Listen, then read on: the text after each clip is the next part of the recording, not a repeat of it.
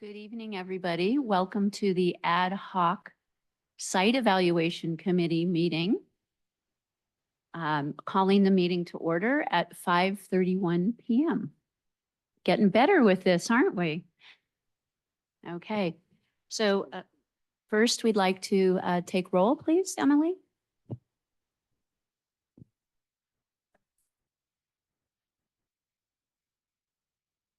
Chair Karen Askey, Here.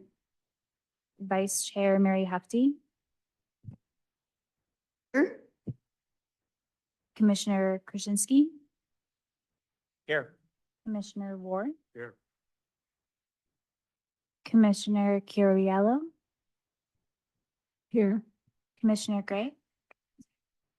Sorry, Committee Member Batra. Here. Okay. All members are present. Thank you, Emily. And we'll move to oral communications for not on the agenda. But I'm going to start because I see that our new interim town manager, Mark Linder, is on the Zoom call, and I want to welcome him and allow him to make any comments should he want to. Welcome, Mark.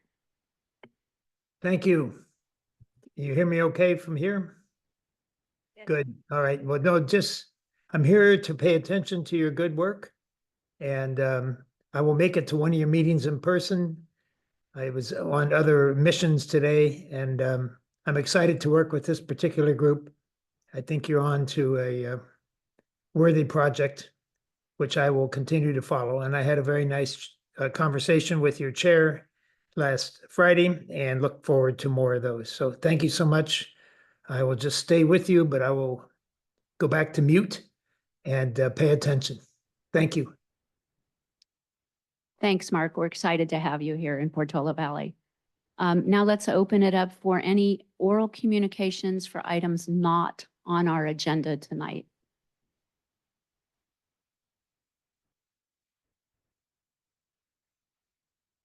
Currently, no hands are raised or online. Okay, thank you, Emily. So we will move on to item number 3, approval of the January 21st, 2025 minutes, excuse me.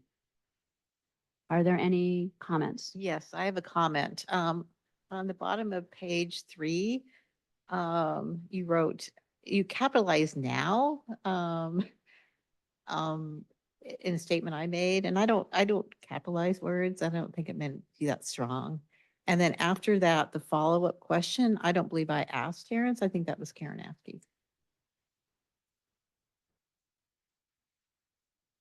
That sounds like me. Yeah. But other than that, it's fine. So I make a motion to approve with those changes. Are there any other comments? Or, I do. okay, Ronnie? Well, the agenda packet, page 4, which is the minutes, page 2. On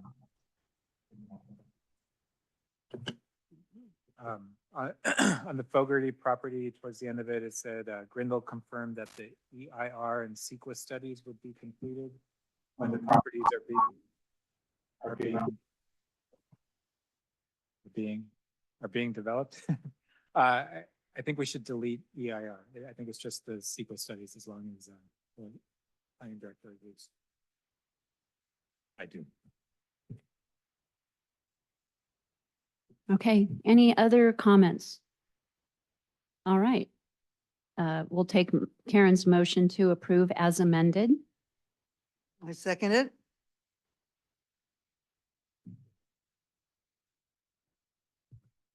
Let's do roll call.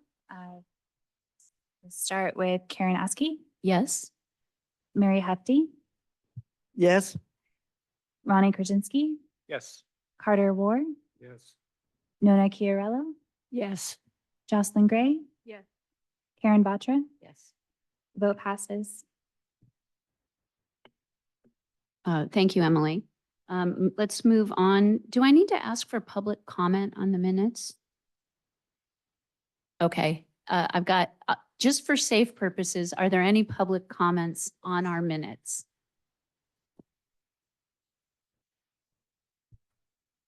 Currently, no hands are raised online. All right, thank you. And they're still awesome, great detailed minutes, and I'm going to thank Patty once again. Okay, item 4, let's move right on to site updates, and we'll start with the Portola Alpine Corners Subcommittee. Go ahead, Mary. Nope, I cede to Jocelyn, who's in charge of the sheet.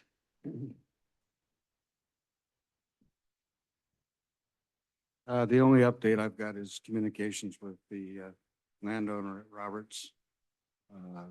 They've emphasized no interest until, they want to be out of the grocery business.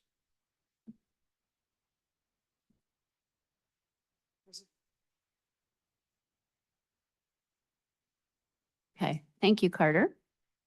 Okay, let's move. Oh, and I should make a mention here. For 4A2 Alpine Los Trancos Skyline, Karen Vatra has put together, we put it down in the reports, but she will speak after the Alpine Los Trancos Skyline subcommittee.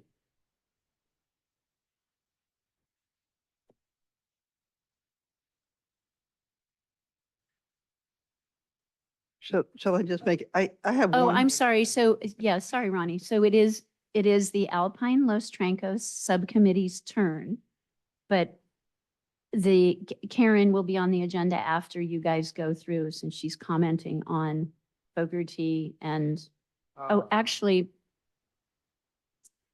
should that be part of the discussion? Can I walk us back just to the corner, so to speak? Okay, well, let's go back to the corner. Okay, I believe that we should convene a meeting of the corner committee, subcommittee, so that we can actually look at our list and make sure we're doing the work of that subcommittee. Can we commit to that before our next meeting? Yes. Okay. Okay, so let's have the Nona and Ronnie and Mary talk about the Alpine Los Trancos updates.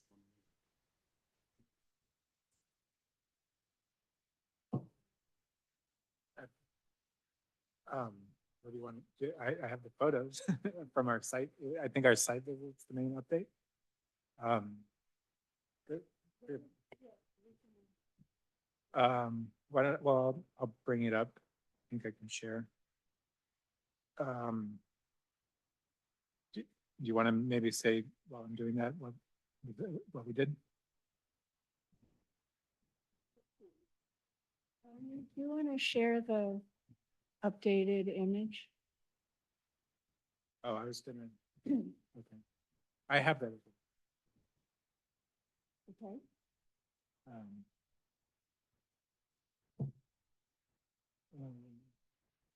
Oh, this is you and. Yeah, I think that's fine.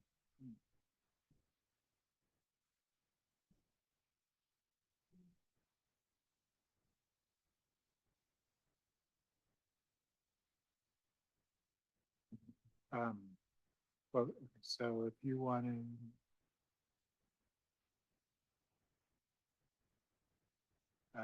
You wanted this one, Nona?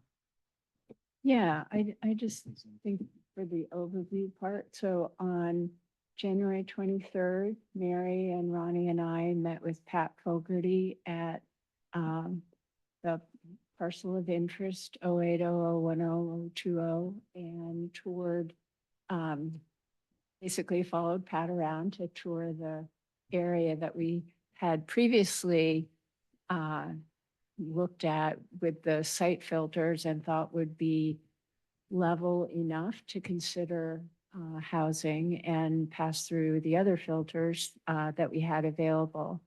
So we followed the path that's shown with the green line there, and I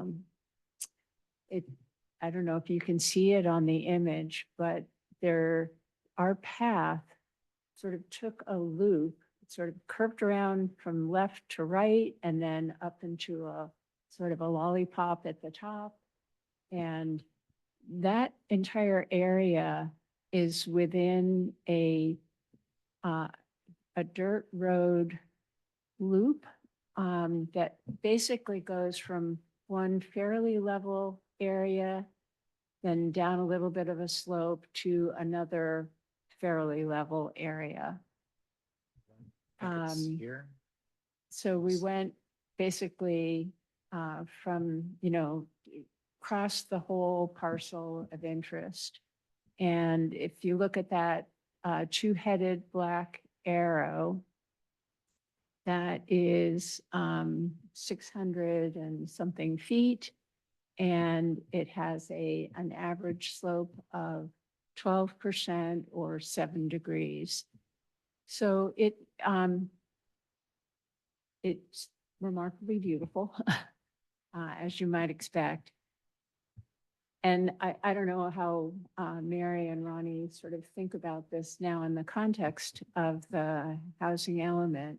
I think my feeling is that this site is really outside everything else that we've been thinking about because it is on Skyline. It's an undeveloped area. It has opportunities for thinking about the open space connection. And the way I've tried to think about it is there something that's really appropriate for a site that's this different from everything else that we've looked at? And the two things that come to my mind where I think, okay, a big undeveloped open space is consistent with high density in a couple of contexts. One would be the farm worker housing that we've talked about, and it could be migrant farm worker housing, so partial year occupancy. And the other is something like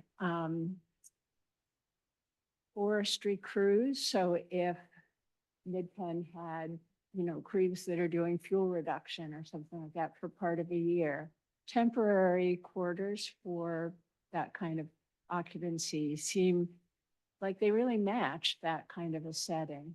So I don't know very much about migrant farm worker housing, but there are state programs associated with that. So I'll just leave it at that that's my take on this parcel at this point. I'm excited about it, but it isn't the way we normally think about big parcels of open space.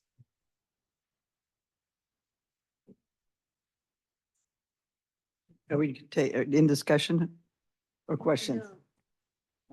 No, we're still giving an update. And Ronnie, you mentioned you had some photos. I have photos, mostly for fun. Let me see if I click in. Sorry, Mary, only your head is in this one. So this is to come in, kind of a 3D. So yeah, there's a lot of trees, a lot of growth, but fairly flat-ish. Let's see. So we toured it with one of the Fogartys. It's Pat Fogarty, who's very nice and showed us around. Is generally, I think, supportive of various options that we might want to pursue. I don't know, anything else you guys want to jump into there? Well, there's my path. Yeah, we all have. We all did our paths. We know where we went.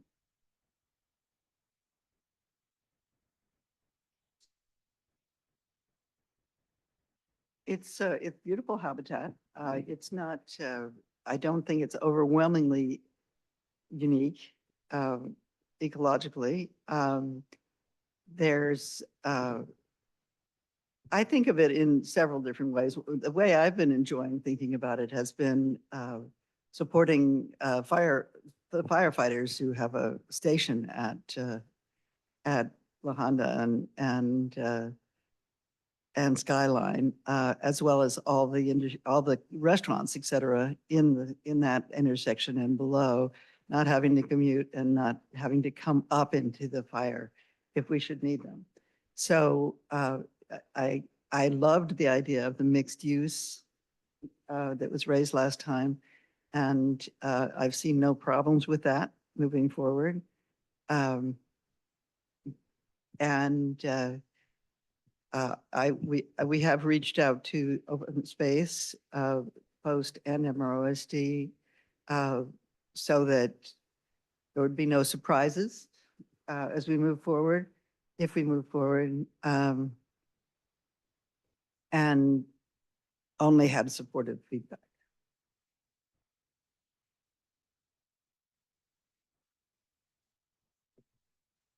Okay, thank you. Karen, why don't you go ahead and share your thoughts? I need to share my screen. Are we going to talk about Hawthorns first, or do you want to go straight to Fogarty? Well, given we were talking about Fogarty, I think you should talk about Fogarty and then move on to your comments on Hawthorns, just from a segue Fine. standpoint. So as I like to be prepared, I decided to do a site visit myself, and this may not be the exact site, the same site, but I went to the general area. And I just wanted to see it and wanted to, get my head around it. And the first thing that really struck me when driving up there was how steep the overall area was. Not the immediate area, and I agree that the immediate area is quite flat and appropriate, in the context, but how the drop-offs were pretty steep along that whole ridge area. And then as I'm kind of a wildfire person, I decided to analyze that. And so I looked at CalTopo, which has a nice way to look at slopes. And in fact, they are quite steep. We're talking about an elevation change of 1,200 feet from Alpine, and some of the slopes, not very many, but go over 51%.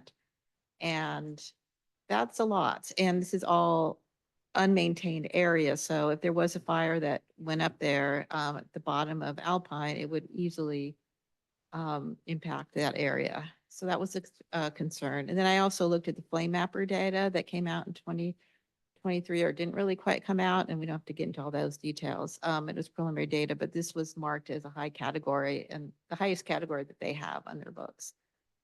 So there is a wildfire concern. And I think anyways, there's a wildfire concern.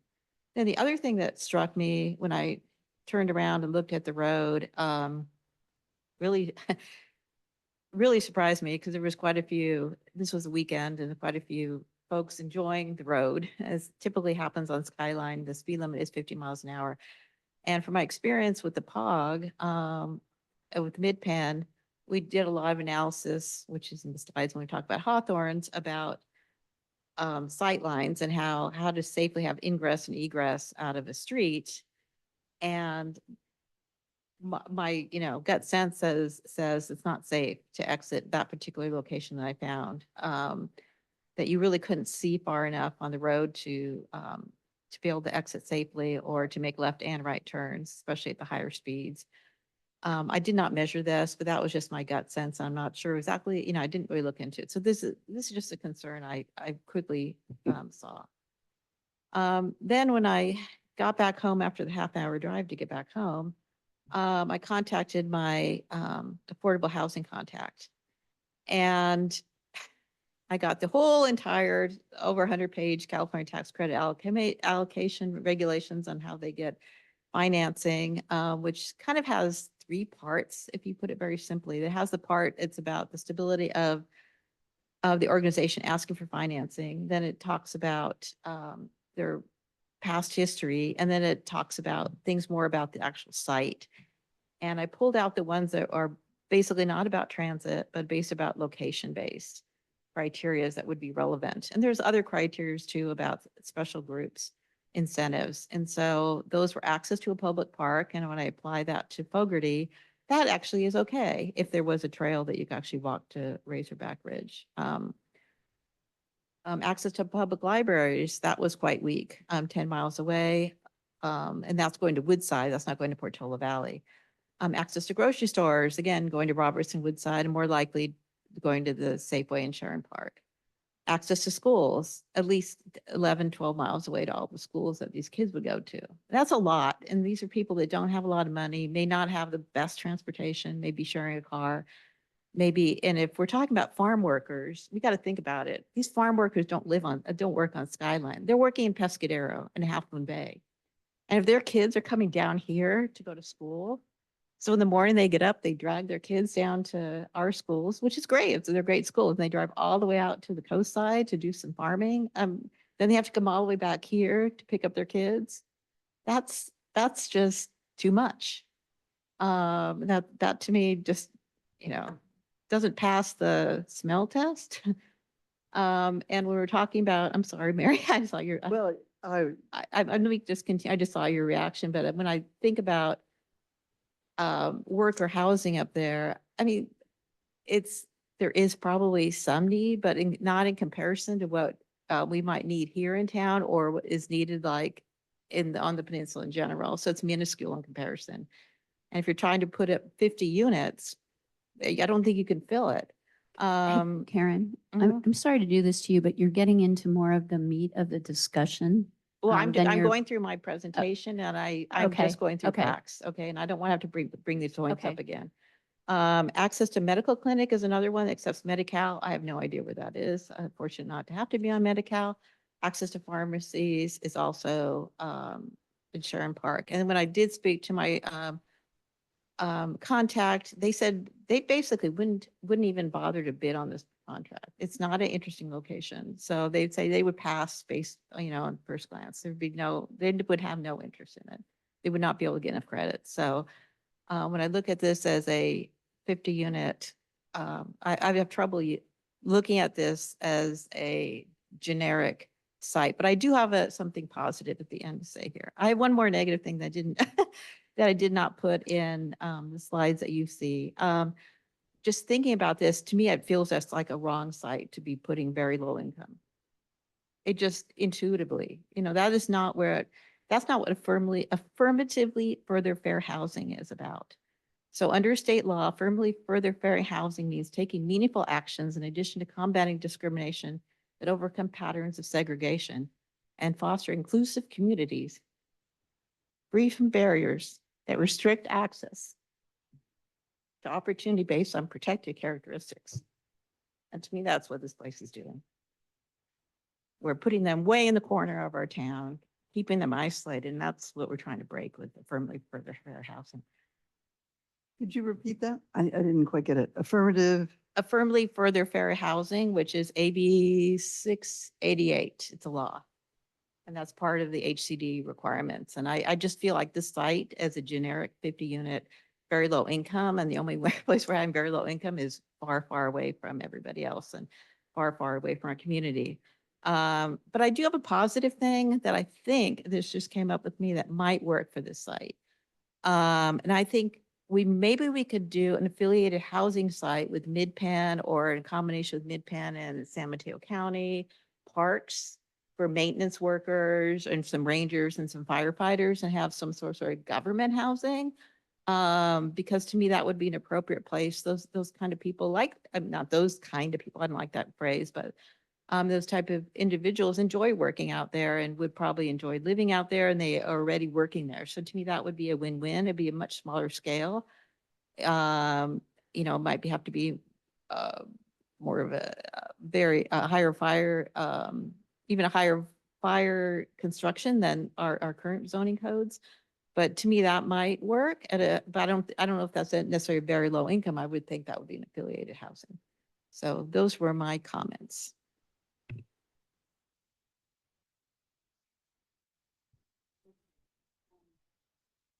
Did you also want to go over what you commented on Hawthorne's? Oh, since yeah. we're on that. That's fine.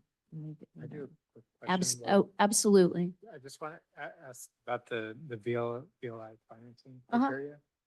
You had the like 10 miles, 12 miles. et Yeah. cetera. I mean, is there a gauge if those are good? I mean, on the face. they There's seem actu- long, oh, but, yeah. Like, is there some metric that? Yeah, they're Okay. actually really quite low. Basically they're slightly different for each of them, but it's like 1 to 5 miles. Okay, There- and so you're saying it did not meet the. Yeah, it's way off the area. And even most of the sites in Portola Valley unfortunately don't meet that many of them, but at least they could get some points from them. Let me go through Hawthorne's, which will not be as opinionated.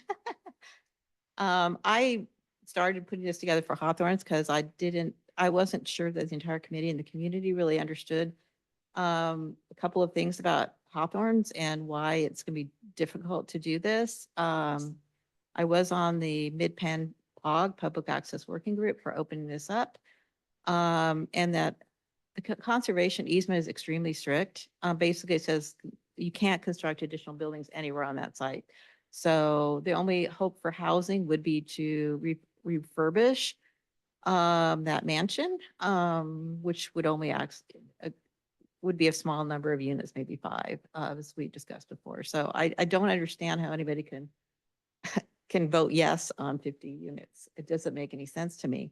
And then there's the second problem, which is the sight lines that we went to great detail. And I worked a lot with a transportation engineer, the consultant. It doesn't, the entrances to the historic district, there's 2 possibility ones that are there.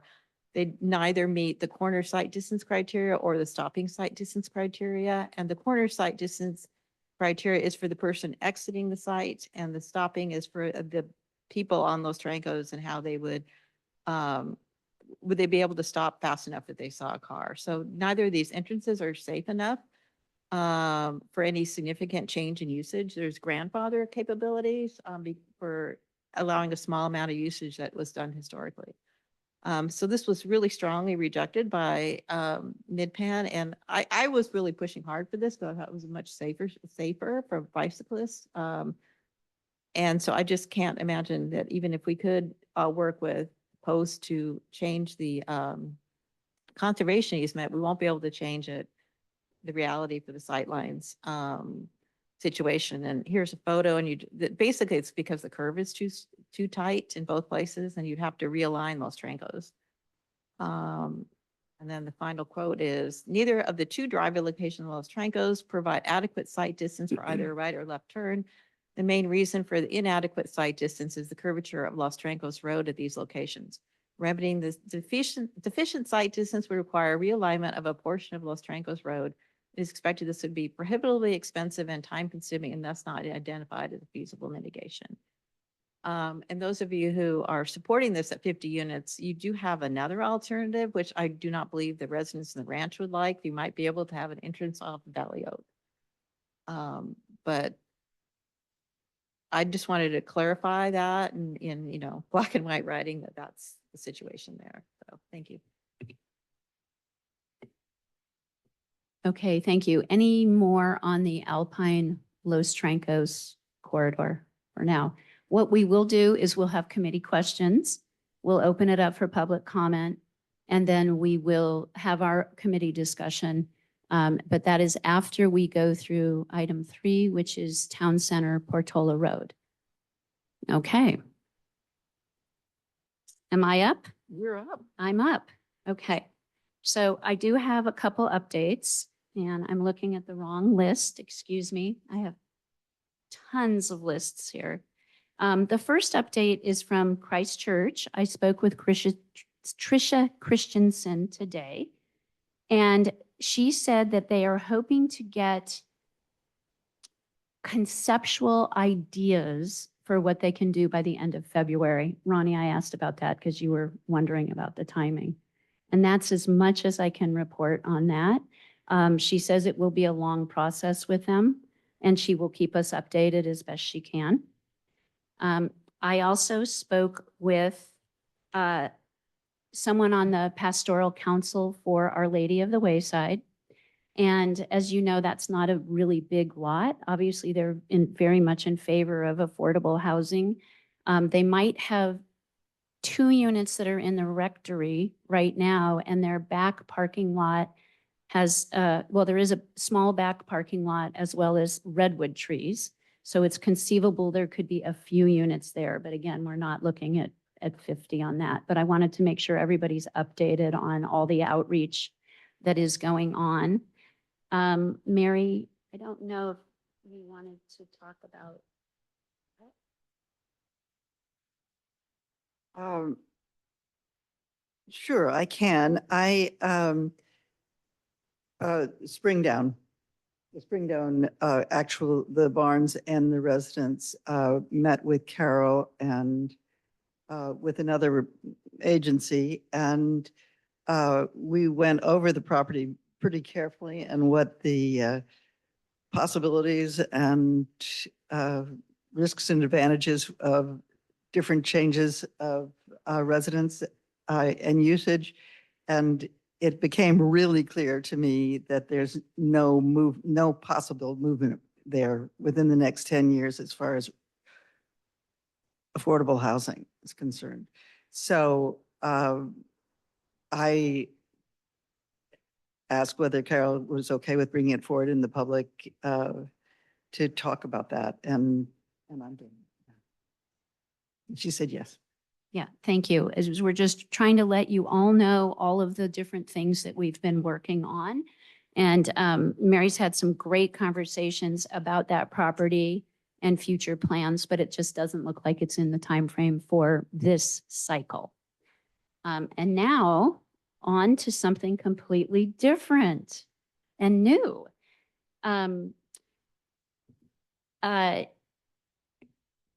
We were able to, I'm looking at the wrong notes, so I'm going to just talk. Hold on. Excuse If me I for can 1 help. second. Okay, I'm just going to talk from the, yeah.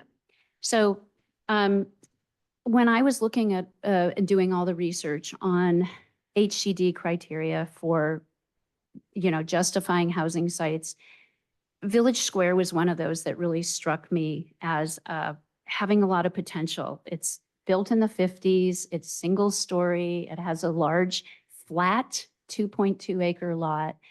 And we know that in the last housing element, it was brought up and looked at, and it was dismissed because nobody wants to displace the retail businesses, the current tenants.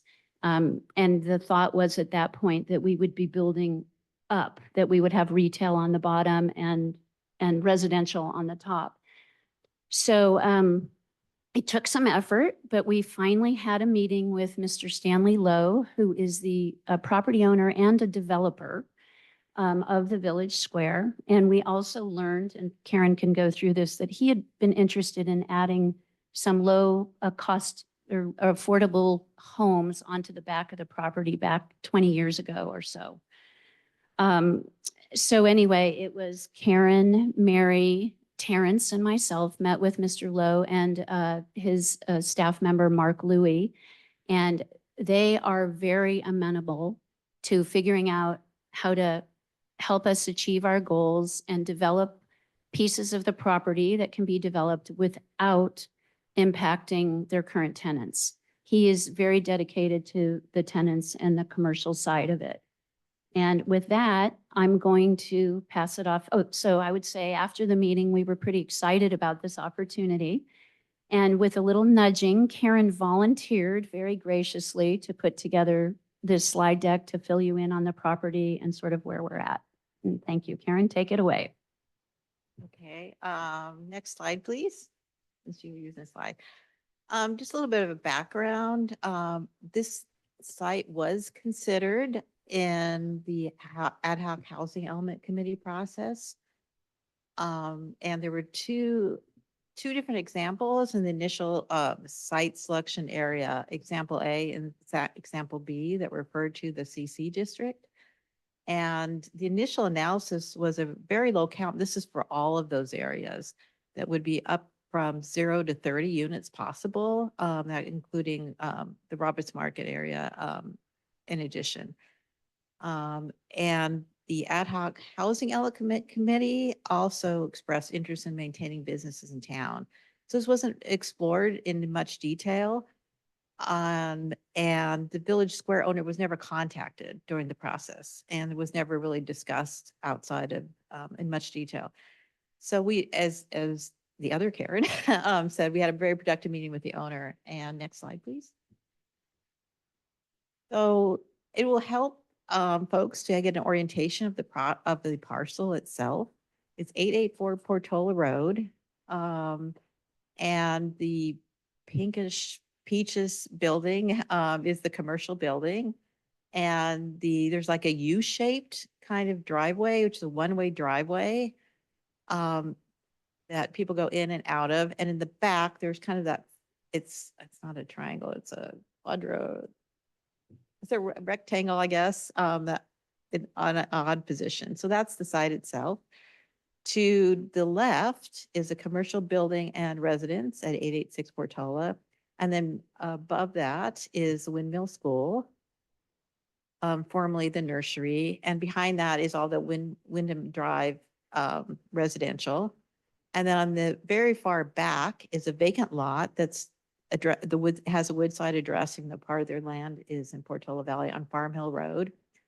And then coming around to the right and down are 2 residential lots. And then a commercial lot, California Area Institute, and another hearing, probably adjacent kind of business. Next slide. What Oh, is the building on the back of the current parking lot? That, I'll pink- get into, in the back, there's 2 pink buildings and a square box. I'll get into the square box later, so hold your, it is actually zoned differently. It's actually a separate parcel, and I'll get to that until in the sewer section. The 2 little buildings, the one on the left is a residence. It's quite small, and then on the right it's a hair salon. So next slide, please. So back 20 years ago, Carter worked with the owner, and they proposed 4 homes in the back of the lot, 2 homes, two new homes, and refurbishing 2 homes. And the Almanac has a quote on that Mr. Lowe is an unabashed believer in providing affordable housing where housing is inexpensive. And he gave up, is kind of, I think, the words he used, because there was resistance from some individuals in the community. We don't need more details, but he did give up on this 20 years ago. So next slide, please. So who is this person?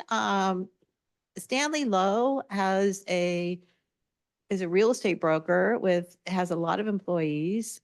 He's been in the business for like 50 years, and he does do some development on the side, or I don't know, he's primarily a real estate broker. And he referred to one of these developments, which is the Ogden Drive project that's in Burlingame. That includes six low income at 85 above market rate income at a density of 1.33 per acre. This was approved back in 2021 at the Burlingame City Council meeting prior to the housing element being approved. So it was a, what's that word? Pipeline project. It was a pipeline project, and it's in the housing element for Burlingame. So this is somebody who knows what they're doing. Next slide, please. So this is like a back of the napkin proposal idea concept, very simplistic, that the existing commercial building will be maintained. The tenants will not be disturbed or disrupted is the top priority of the owner. There are multiple options for development, and so just sort of like the initial thought. And the initial thought would be to have a 3-story residential building, and he was pretty firm about the 3 stories, I have to say. And you 2 can correct me if I say anything incorrectly. The main lot is 2.27 acres with an additional, I believe, 0.03 acre for the little square that we'll talk about later. And the shared parking garage would be multi-layer, exactly how much, but it'd be more than 1 story. So more thoughts about the owner, 3-story residential building, 75 units in total. So that would allow us to have 50 affordable units at the site. But to make money at all, he felt he needed to have 25 market rate units. He did feel that Portola Valley is underserved by not having any apartments. And so there would be a market for this, and felt other areas of the Bay Area are actually saturated and having leasing problems. So the parking would be in the back, and they also have a tenant, which is Woodside Patrol, that has a lot of Priuses, and I can't quite figure out why they need that many if they're not driving around, but they have a lot of Priuses and you do use the extra parking. And so the idea of the parking would be shared both by people visiting the retail and by the tenants at night. So it could be a win-win, and which is pretty common in various areas. So next slide, please. So again, mutual goal of keeping the existing tenants, which is the same goal I think everybody has wanted. And I put a list here of all the different tenants, just so people would be familiar with them and didn't have to look them up like I did. A couple of them are more foundation office uses, like the Barry Lime Foundation or Life Cycle Associates. But some of them are retail: Carousel Saddlery, Parkside Grill, Portola Valley Chiropractor, Portola Valley Cleaners, Village Square Veterinary Hospital, and the salon in the back. There is one spot for rent. It's been open for rent for quite a while. The Portola Valley Feed location, which is the farthest away from the street. And there's one small house in the northwest corner. So this is the mysterious little box, which is zoned differently. And I thought it was important enough to bring this up just so when people visit the site, they will see this and what is this? And because I was also curious and I saw it on the county map here. So the front part is an easement area, and I'm sure Carter can elucidate on this much more than I can. It has this curious little structure in the front. But I don't expect that to be a big problem if we wanted to abide by the scenic corridor. Carter, your mic wasn't on, but you said it used to be a gas station. Yeah, it used to be a gas station. Oh, thank you. And in the back there, even more fascinating to people like me that get fascinated about all kinds of strange things, is a sewer pump station that's maintained by the West Bay Sanitary District. And if you're really even more curious, what a sewer pump station does is at low-lying areas, they have to actually raise the sewage up to send it on the sewer pipes.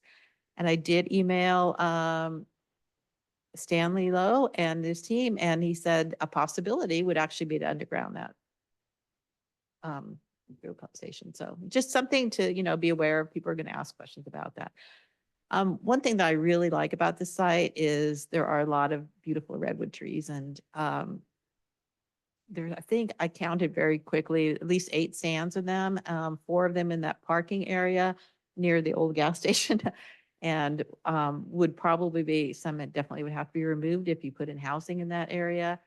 There are a number of redwood trees that are sort of scattered on the edges that could be maintained. So some probably have to go and some probably could be saved. A very, very simplistic high level analysis here. So the last slide, please. So, oh no, it's not the last slide. Zoning. So we did talk about zoning with them. It definitely would require rezoning. There's no question about that. Mixed zoning is an option, but he also did suggest a lot split option where the existing commercial strip could be commercial, and then the rest could be residential, but he would continue to share the parking with both areas. So in summary, the owners is quite interested in developing a lot, including 50 affordable units, which is exciting. Significant redwood trees would sadly need to be removed. There are a few immediate neighbors surrounding the property, but not a large number of neighbors. I did not look at the flood, or I don't know much about flooding. So, and there's no issue that I understand, but it is part of the floodplain. And then the sewer and pumping station easement could have some minor impact. And that's the slides. Thank you. Okay, thank you, Karen. And Mary and Terrence, do you have anything that you'd like to add? I thought it was an excellent summary. I don't have anything to add. Of course, I think the sewer pump station is the most wonderful thing about this lot. We actually have sewer, and using it as a parking lot is yeah, obviously the sewer station could be incorporated in the parking. The, it is, it is really reflective of an incredible amount of work on perseverance on Karen Askey's part that we did this. And going forward against a lot of naysaying, and I've got to say, there's nothing I like more than a success that comes against a lot of naysaying. That being said, it was truly, it's truly an opportunity for the town. And I believe that Stanley will be somebody that we can work with. It will be very interesting. And I believe we could actually make this happen. Okay, thank you. I just want to add a couple, I had two thoughts. Now I can only think of one. But we get the impression that Mr. Lowe is he's open to options. So please don't take this one idea as what is being presented. Clearly, if we decided to move forward with this, there'd have to be a lot of work with the planning staff and figuring out what makes sense. He did mention that he understands Portola Valley and was asking about how you make it Portola Valley, which I thought was very good. One of the other considerations is we told him we needed 50 units. We came out with that. And of course, after I left the meeting, I realized that maybe we don't need 50 units if Christ Church delivers some of those units. So perhaps we could have lower density there than what we've presented here. And so we just need to keep an open mind as to what could be. We need to be looking and visualizing what could be. And that's all I'd like to say. Okay, so that concludes the update portion. And now we can go to committee questions and then we'll open it up for public comment.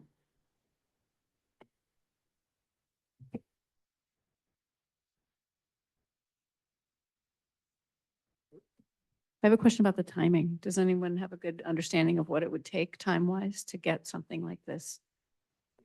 And I'm going to let Terrence speak up after me, but we asked this question in the meeting and he says he works quickly and he could get something done very well within the time frame that we would have to build by 2031. He would hope that we would be doing something within the next few years. Terrence? No, I agree with that. And he's ready to sort of get working on it. Our initial time frame that we have to worry about is to start a development process, like an RFP process by January 26. And he seemed to be quite amenable to that. Particularly with the idea of creating a separate parcel that was zoned residential, that didn't impact his existing tenants. He was quite concerned about not only that he liked the tenants, but also he liked the cash flow that he got from those tenants. So that was important to him. Just following up from a town perspective, is not understanding how long does it take for them, would it take for them to allow something like this to happen? Well, the zoning, if it was zoned high density residential, it would have to be rezoned. That time frame is about 6 months. In this case, about 6 months, maybe 7 or 8, depending on a environmental document. So 6 months from when the town agrees to it? Yep. So Yes. then how long do we think it would take for the town to agree on something like this? I'm sorry, 6 months would be the process of the town considering it. The outcome of this committee, in fact, I noticed on one of your other discussions that you're going to have, talking about what you're presenting to the town council is, when are you finished? It's a good question. But after the town has identified the site, it's about 6 months to get the zoning in place so that the property owner can then start his development process. And what we would do is the town would proactively do the rezoning, not leave it up to the property owner to do so. That would be my recommendation as a way of pushing him forward. So Jocelyn, we have the timeline up here. And essentially, we're presenting to the council on these options. And they will decide whether to move forward or not, and then that would start the process. Or we have worst case scenario till May, and then they'd start the process if we found something.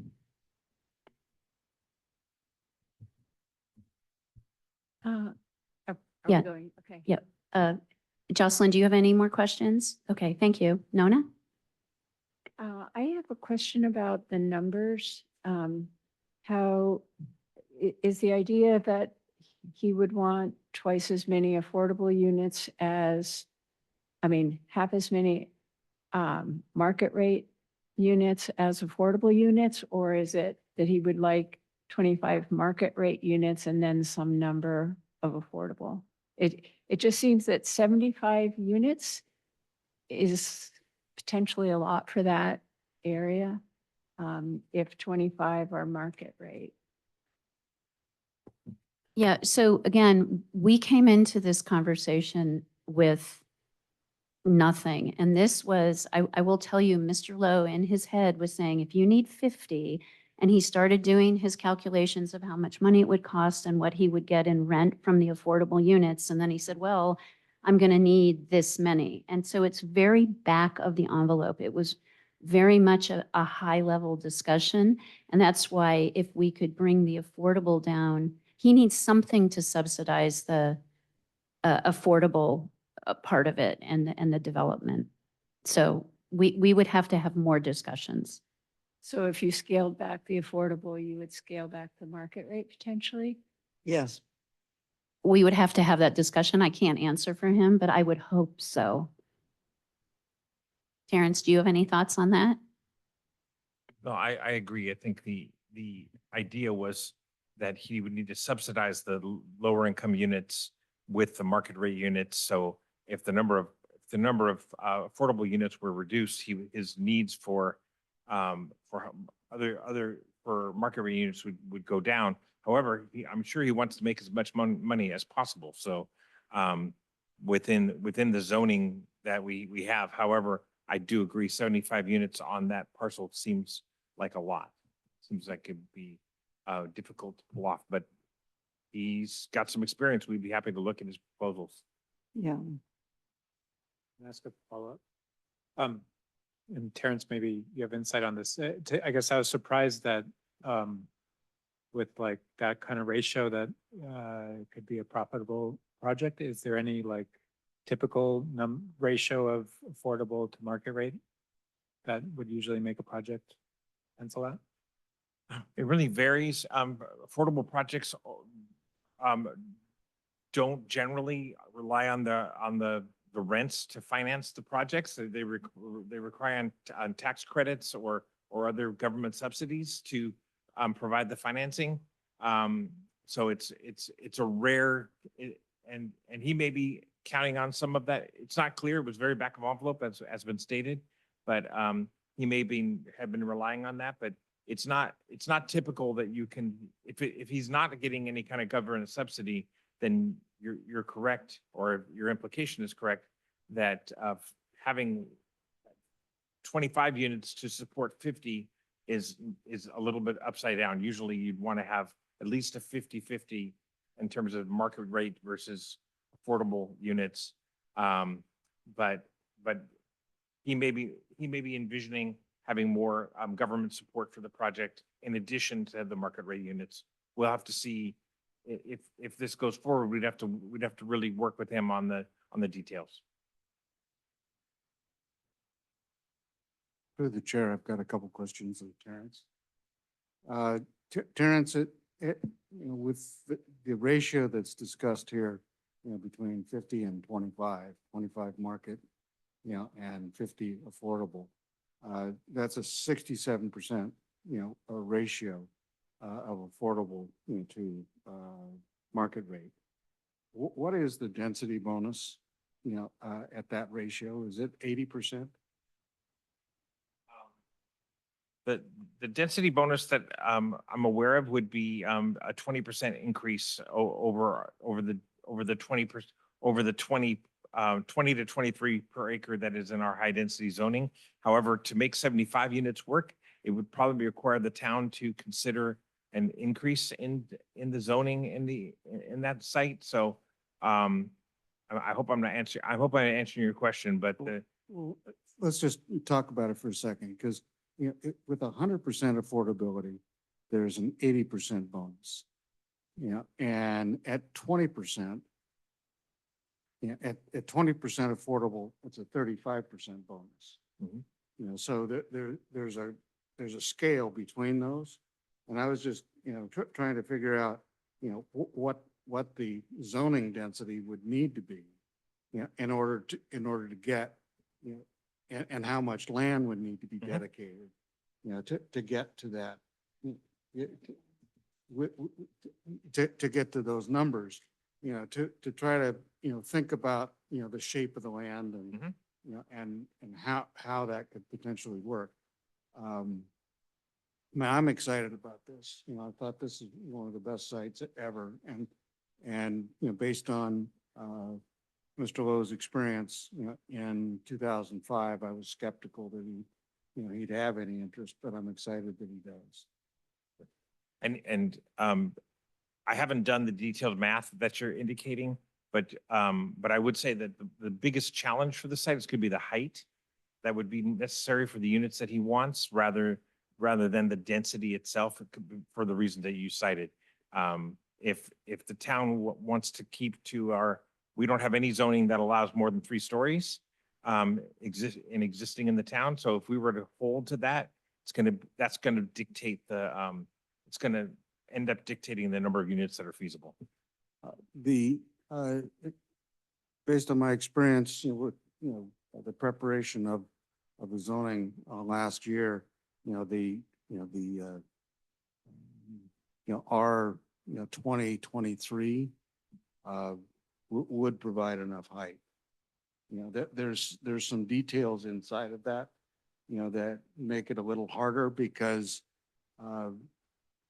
inside of that zoning change, there was a limitation, on the individual building sizes. That likely he would have the opportunity, with the density bonus, to request and be granted concessions and incentives, that would get him to the place where he wants to be, both in height, building size, and setbacks. Because at 67%, that's he's going to get, a very large bonus, to his density. Are there any other questions from the committee at this point? Well, I seem to always ask the same question, so I'm going to ask it one more time. What needs to be done? I mean, obviously, 6 to 7 months, whatever it's going to take us 6 to 7 months is not going to, we're not going to be able to do that with our sunrise provision. What needs to be done to satisfy the sunrise provision? Yes, 6 to 7 months is to zone the parcel, to have the zoning provide for residential development. Right now, he's got a pure commercial zoning. So we would be looking at either a mixed use zoning with some concessions, or so you could do mixed use zoning on the entire property, since mixed use does not have to be vertically integrated. It can be a horizontal on one site. Or it could be a residential zoning. So what needs to happen to satisfy HCD, and what needs to happen to kick off his process, would be for the zoning to allow the work that he wants to do. So right now, the zoning would not allow, the existing zoning on the site would not allow for a mixed use project or a residential project. So that would be the time frame that would be needed for the town to affirmatively sponsor a zoning change on that site. So, again, it wasn't a site in the housing element. There would have to be some environmental review, of that. That's why it would take 6 months rather than say 3. So we do have to do the 7 months. It's not like just saying we want to do it helps. No, the HCD's made it clear they want to see our sites that we indicate as zoned properly for that use. So the timeline has 3 months, and I guess I don't quite understand. Is it something about this site that makes it 6 months, or any site is actually going to be? Any new site that requires environmental review is going to add 6 months to it. The process to simply identify the site, go through the zoning process, planning commission hearing, town council hearing, and second reading. That process is around 3 months from the kickoff. When there's environmental work that needs to be done, it takes more time. We have to have a environmental consultant brought on. And do you? Yeah. Why do we need environmental work to complete the rezoning? Is it the environmental work for the housing element, CEQA update, or like eventually when there's a application at the site for an actual project, there'll be an environmental analysis, right? Yes, but the change in zoning would be considered in and of itself an environmental, creating sort of allowance for the project to go forward. So particularly the traffic generated would have to be assessed. And I guess at that point, it's assessed for the zoning change rather than for actual project. Yes, what a reasonably expected outcome of the zoning change is that there would be more development. So the town has to assess the likely impact of its actions. So if the action is to change the zoning, the town would have to assess that. The good news for the property owner is that same environmental analysis would allow for his project to go forward. So he could tier off of that.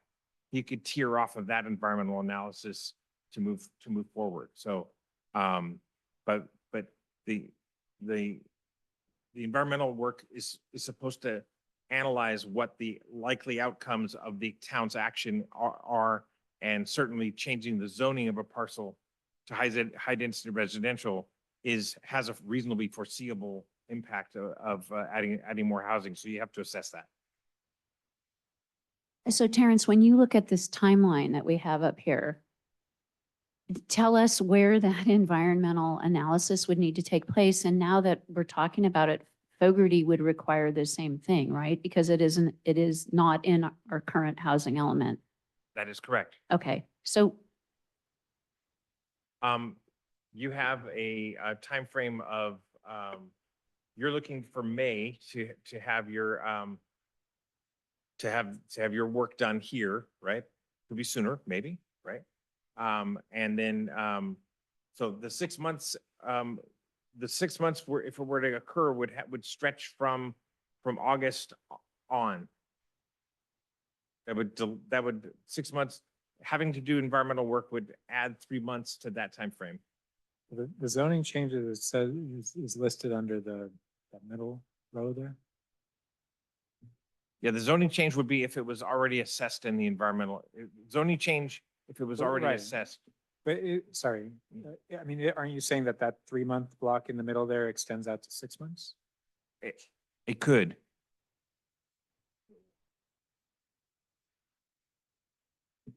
okay, if that happens, can we have overlap? I guess not, because you need the final approval and all of that to happen after the environmental analysis. I'm just trying to make this all work on the timeline here. I understand.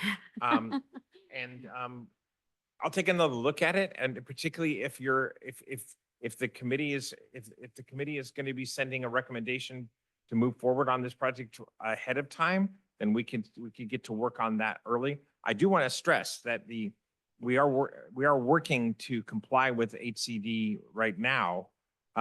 So so a delay would not mean that they had the housing element was out of certification for that time period. So we could carefully consider that the environmental analysis. The challenge is actually finding a site that the town council agrees with and wants to move forward. If it takes 6 months if it takes 3 months more to get it zoned properly, that shouldn't be a problem because the housing element will have been certified by that time. Does that make sense? Yeah, that makes sense. And the other thing that you just reminded me of, and I believe it was Council Member Flynn, who at the time might not have been a council member, said that we could always issue the RFP for Ford and continue our work to find an alternative site as well. Yes, if we had to.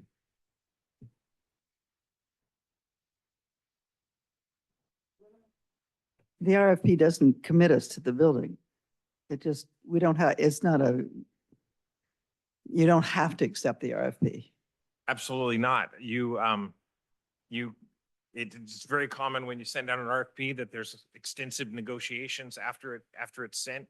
And sometimes RFPs are resubmitted based on the responses that didn't meet the town's qualifications.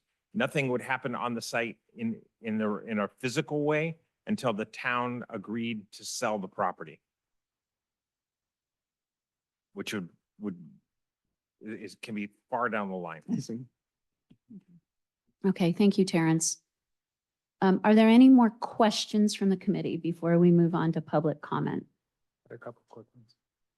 Okay, Ronnie, then Nona. Just to confirm that this napkin proposal came from Lowe, right, rather than you guys. And you don't need to answer in detail, but should I be reading something into the persistence that it took? Was Lowe resistant to this or just hard to get in touch with? After we met in November, I reached out via, I believe I phoned several times and I also emailed. And then after the holidays, I think, the holidays slowed us down, let's be honest, right? We didn't. And after the holidays, I reapproached him and made it clear that we didn't want to disrupt the existing tenants, but we wanted to talk about rezoning, and then I got a response. So that's all I can tell you. There was just no response, and then there was, okay, let's meet. Was this site on the initial list from? Oh, no, it was not. It is a new site. It is number, I had that down just in case. We will update this list, but it is number 27. Oh, ID, what? never mind. I believe on the list that everybody's looking at, it's ID 27.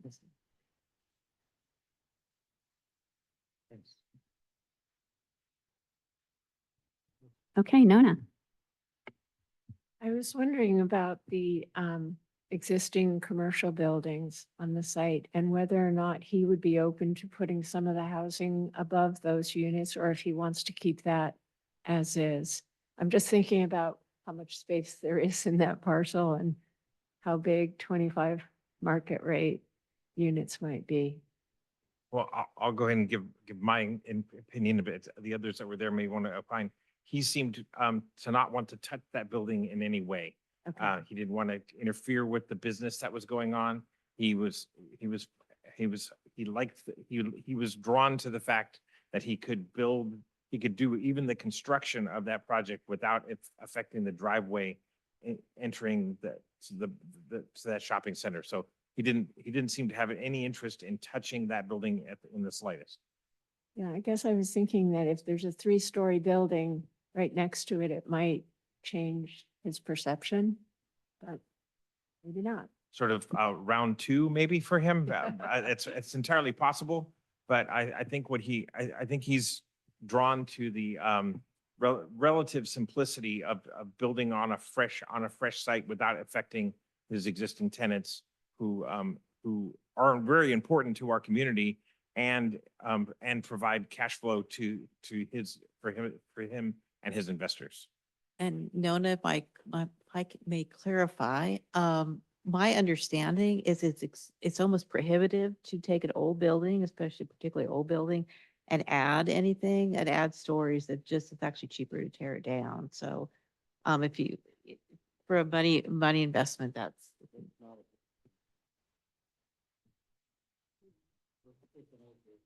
Yeah, I'm sorry. I assumed you meant it would be tearing down that building and replacing it with something else. That is Ah. what I meant. And, you know, I'm just going to throw my perspective here. If you remember 4370 Alpine, which is the country offices, and everybody thought, oh, they'll build up. And he said, no, I'm not touching that building. But I'm happy to look at the back of the property. It's a very similar situation. I have a question about the current zoning for the Ford site and the soccer field site. How are those zoned now? Do we have to change the zoning on either of those? The soccer field, are you saying if we were to build there? Yes, And you're talking about the town center soccer field? correct. Anywhere that we choose, we would have to rezone because it's not zoned for what we're looking for. Terrence, you want to add? Sure, I'll just directly answer the question. They're both zoned for park usage right now. But they would have to be, they would have to be changed in order to allow residential development, either one. So then in our time frame, that 3 months really has to be 6 months for any of these sites that we're looking at. Not 3 months. Except for Ford, because that's in our housing element. Okay. Thank you. Okay, any other committee questions? I'm looking at my watch. Why don't we take public comments and then we'll take a break and we'll come back and have discussion. Rebecca Flynn, you're allowed to speak. Hi, I just have a bunch of questions and I'm going to keep it to questions and be careful that I don't enter into any kind of discussion. But I wanted to follow up on Carter's questions about the whole zoning of the shopping area. Because it's 2.27 acres, a certain amount of land is required for the commercial district to allow that amount of square footage. And yes, we can grandfather it. So then I'm wondering, based on the rest of what's left, essentially, I mean, are we talking about a 20 to 23 zoning that we have, or are we talking about having to come up plus density bonus? Or are we really talking about having to come up with a completely different zoning if the town ends up moving to split the lot? Or if we're going to do a mixed use zoning, we don't have a 20 to 23 mixed use zoning, so that would require us to come up with new zoning as well. So I'm just curious about that. And then just to put my questions all out there, you can kind of answer them all, is did Mr. Lowe say anything about the size of the units he was looking at? And then that garage, how big would that be? A 3-story car garage? And did he talk at all about the idea of having, instead of having a garage building and a housing building, kind of having 2 buildings with parking and housing in the same thing, that sort of thing?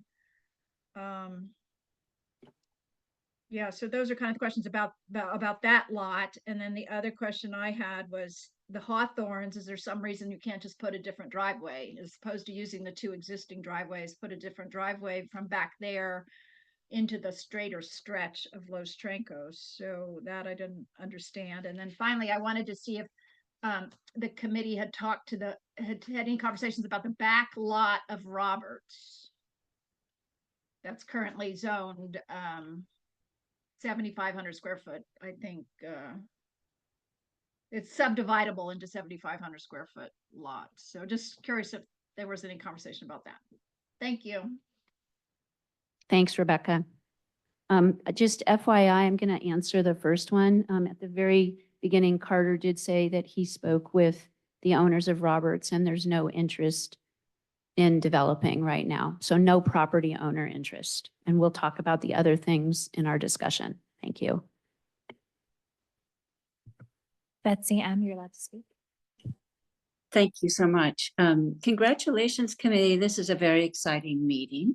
I am wowed by the choices that we have here. Just a first general statement. I think we all recognize that every property is going to have advantages and drawbacks. And I think it's a great time to talk about all of that. And I much prefer talking about the advantages and drawbacks of each parcel. I prefer it to the voting 1 to 6 because we lose the nuance of what you appreciate about each one and where you find the deficits. That's generally speaking. And then a couple specifics about Village Square, truly thrilling new parcel to consider. One was that I saw on the southeast side, I think it is, a bite out of it's pinched in the middle, the property line is, that appears to be a neighboring parcel, but I didn't, as I was looking at the photos that you had up for a while, I did not see that it was yet developed, that there was any house or anything on it. So I would appreciate knowing a little bit more about that parcel because it could relieve a lot of constraint. And the constraint that hasn't been mentioned that I heard yet is the 55-foot creek setback. If it were possible, Carter Ward's architectural rendering, would it be possible to put that back up and just outline with a pencil or something where that setback might fall and how much it impinges on the rough back of the envelope sketch? Carter, did you incorporate that in your drawing? Is that what the dotted line is? I wasn't sure. It was 20 years ago, so I'm not sure I can remember anything. I remember because I've been looking at it. It is the that triangle area on the side. That, the separate triangle within so it sort of looks like a square, and then way to the right, there's a triangle. That is no, that's not the creek bed. No, sorry, that's the floodplain line. Sorry. No, that's not the right thing. But Betsy, to your question about, There is a floodplain line on, on that design. I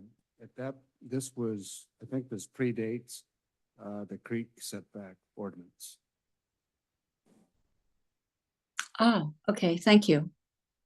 So it's something to keep in mind as we proceed with this, because it will affect where some of the buildings are going to go. But there are perhaps other ways to liberate space, such as I just discussed, though it looks like that's private property. In any case, hats off to you. I'm glad that there is a third entry in here to consider. I like to keep my options open as long as I possibly can. I proceed full speed ahead with all of the above. Good advice. Okay, thank you, Betsy. Phone number ending in 7562.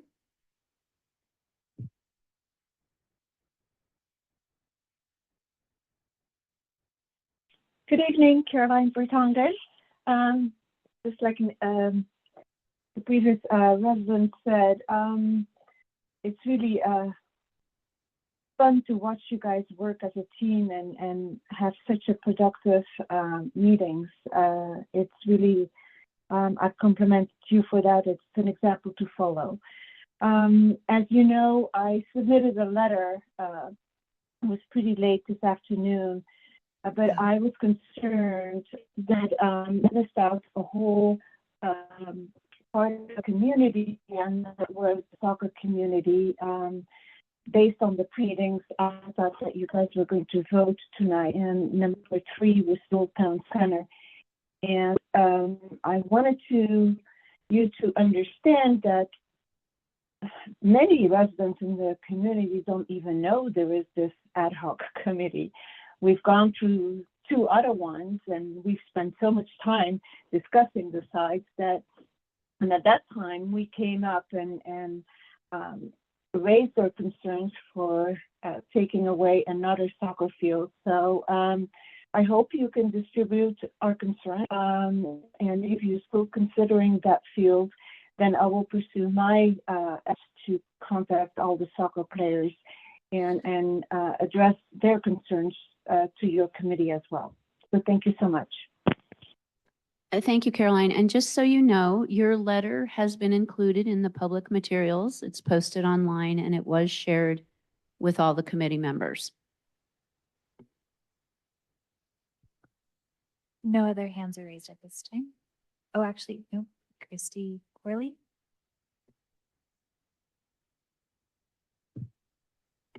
Hello, I also admire the process you're going through, and you've come up with some viable options and done your homework, and I thank you for that. I want to share with this committee that I am opposed to Dorothy Ford Park that is currently slated for parkland for the residents to utilize. The 600 plus students play baseball on Ford Field annually, and students come from all over San Mateo County to utilize that field for tournaments and for play. So a lot of our children have started T-ball very young, at 5, and went up to play baseball at that field. Some have gone even further onto professional teams. So I would like to see that remain a field for our residents, and I don't think it's fully developed as it could be. In fact, it doesn't even have bathrooms, which I've always been asking for, instead of outhouses. And I just want to say that our children do play at these fields, and I really want to see recreation and parkland remain if it's already zoned for parkland. Thank you. Thank you, Christy. Emily, are there any other public comments? No other hands are raised at this time. Okay, let's take a bio break and let's reconvene at 7 p.m. for discussion. Thank you.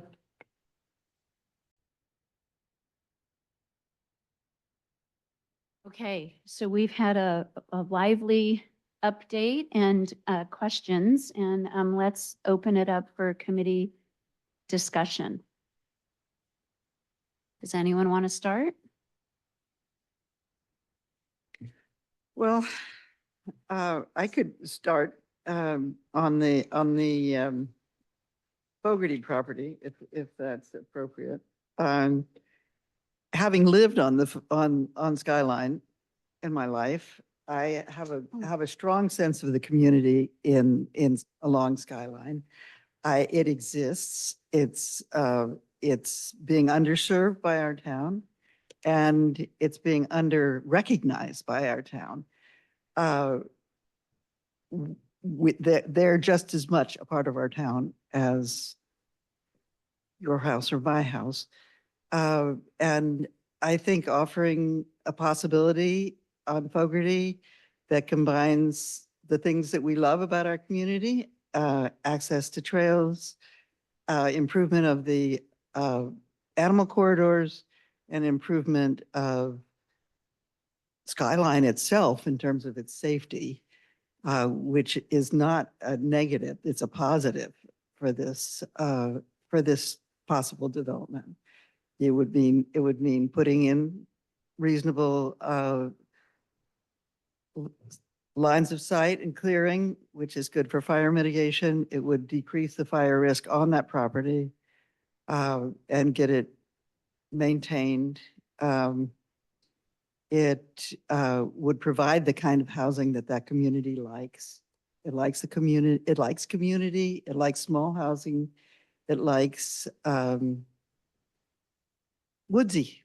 So I think it's ideal that it serves a different kind of community than most of us experience in Portola Valley.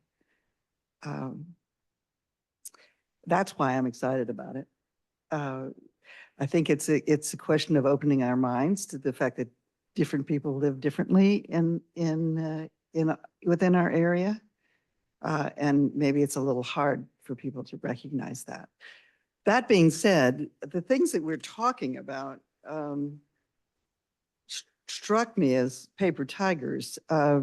It's not our moment to worry about a lot of those things as far as this is concerned. There's a lot more work that needs to be done, both with the Hawthorne, with the Fogarty family, but also with the town and with planning and with developers and all that kind of stuff, a lot of which will be out of the scope of our committee very quickly. I think that's what I have to say. It's an exciting project. Okay, anybody else want to go? Are you Okay, ready, Ronnie? Sure. Yeah, I feel, well, I feel like our committee's work is coming close to completion. You've been feeling that way for a while. I feel like we're achieving success. I think that, I think we have 2 viable sites to recommend. I hear the feedback about Fogarty, and it is, you know, far away from where most people, everyone essentially in Portola Valley lives. On the other hand, if there is a community up there, people in Woodside live up there. I know a lot of people who live up there and go to Ormondale, Corte Madera. There's a bus. There's, yeah, bus, I think, yes. School bus. So yeah, so I'm supportive of Fogarty, and I think the new village, it's called Village Square. Site is exciting. I mean, it seems like an appropriate place for development. The unit counts, if it's at 75, it does seem high, and we need to work through that.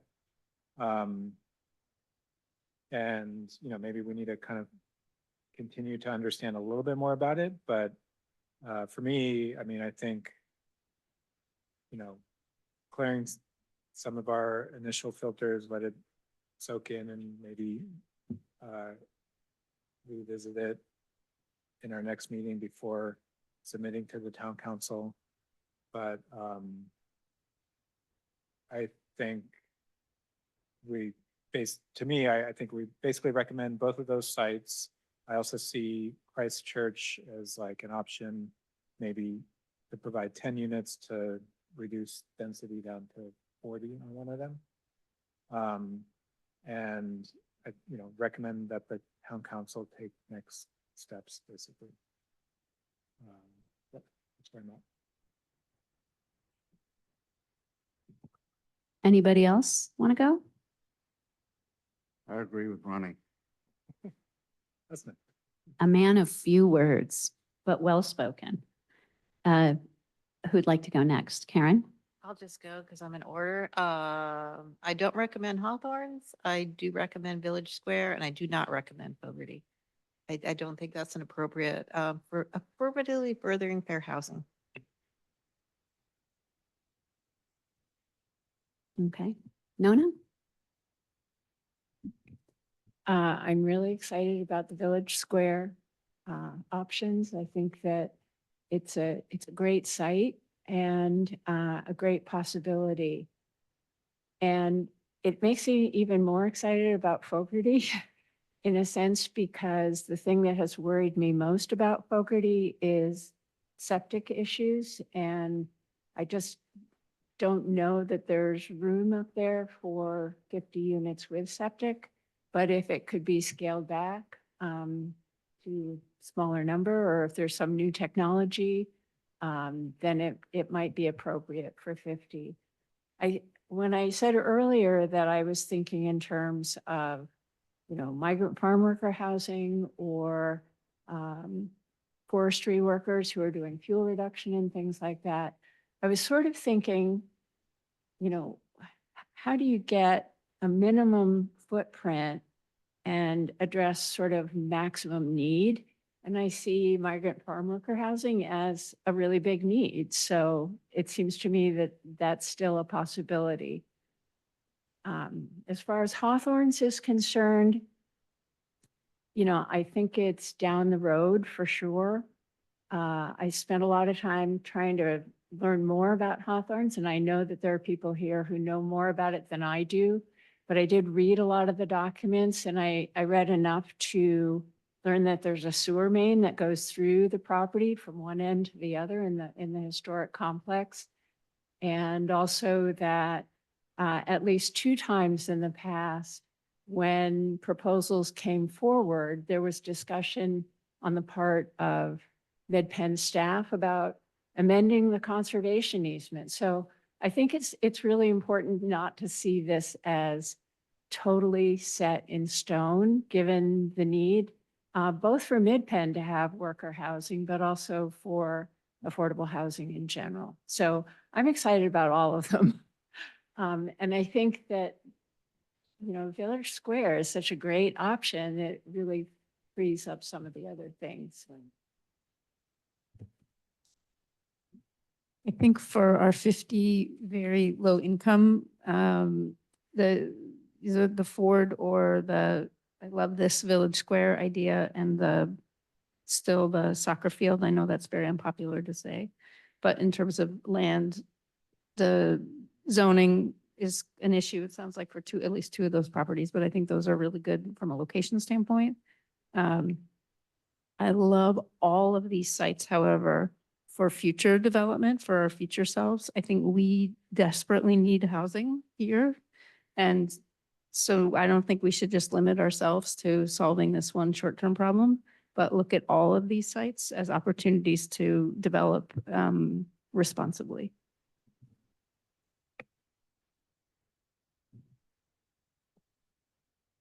Mary, oh, you went. It's me. Or do you have anything else you want to add before I go? Okay. I'm really excited. I feel really good. And I think we do have 4 options. As I said, I want to look at what could be. I think Village Square is a great opportunity. I think Fogarty is a wonderful opportunity. And I know there are people that want to live up there. There are people that choose to live there. And I wanted to share with you, this is from Ron Ramies. He's a local employer. He's our gas station employee. And he told me he's very supportive of finding housing for his employees much closer to home.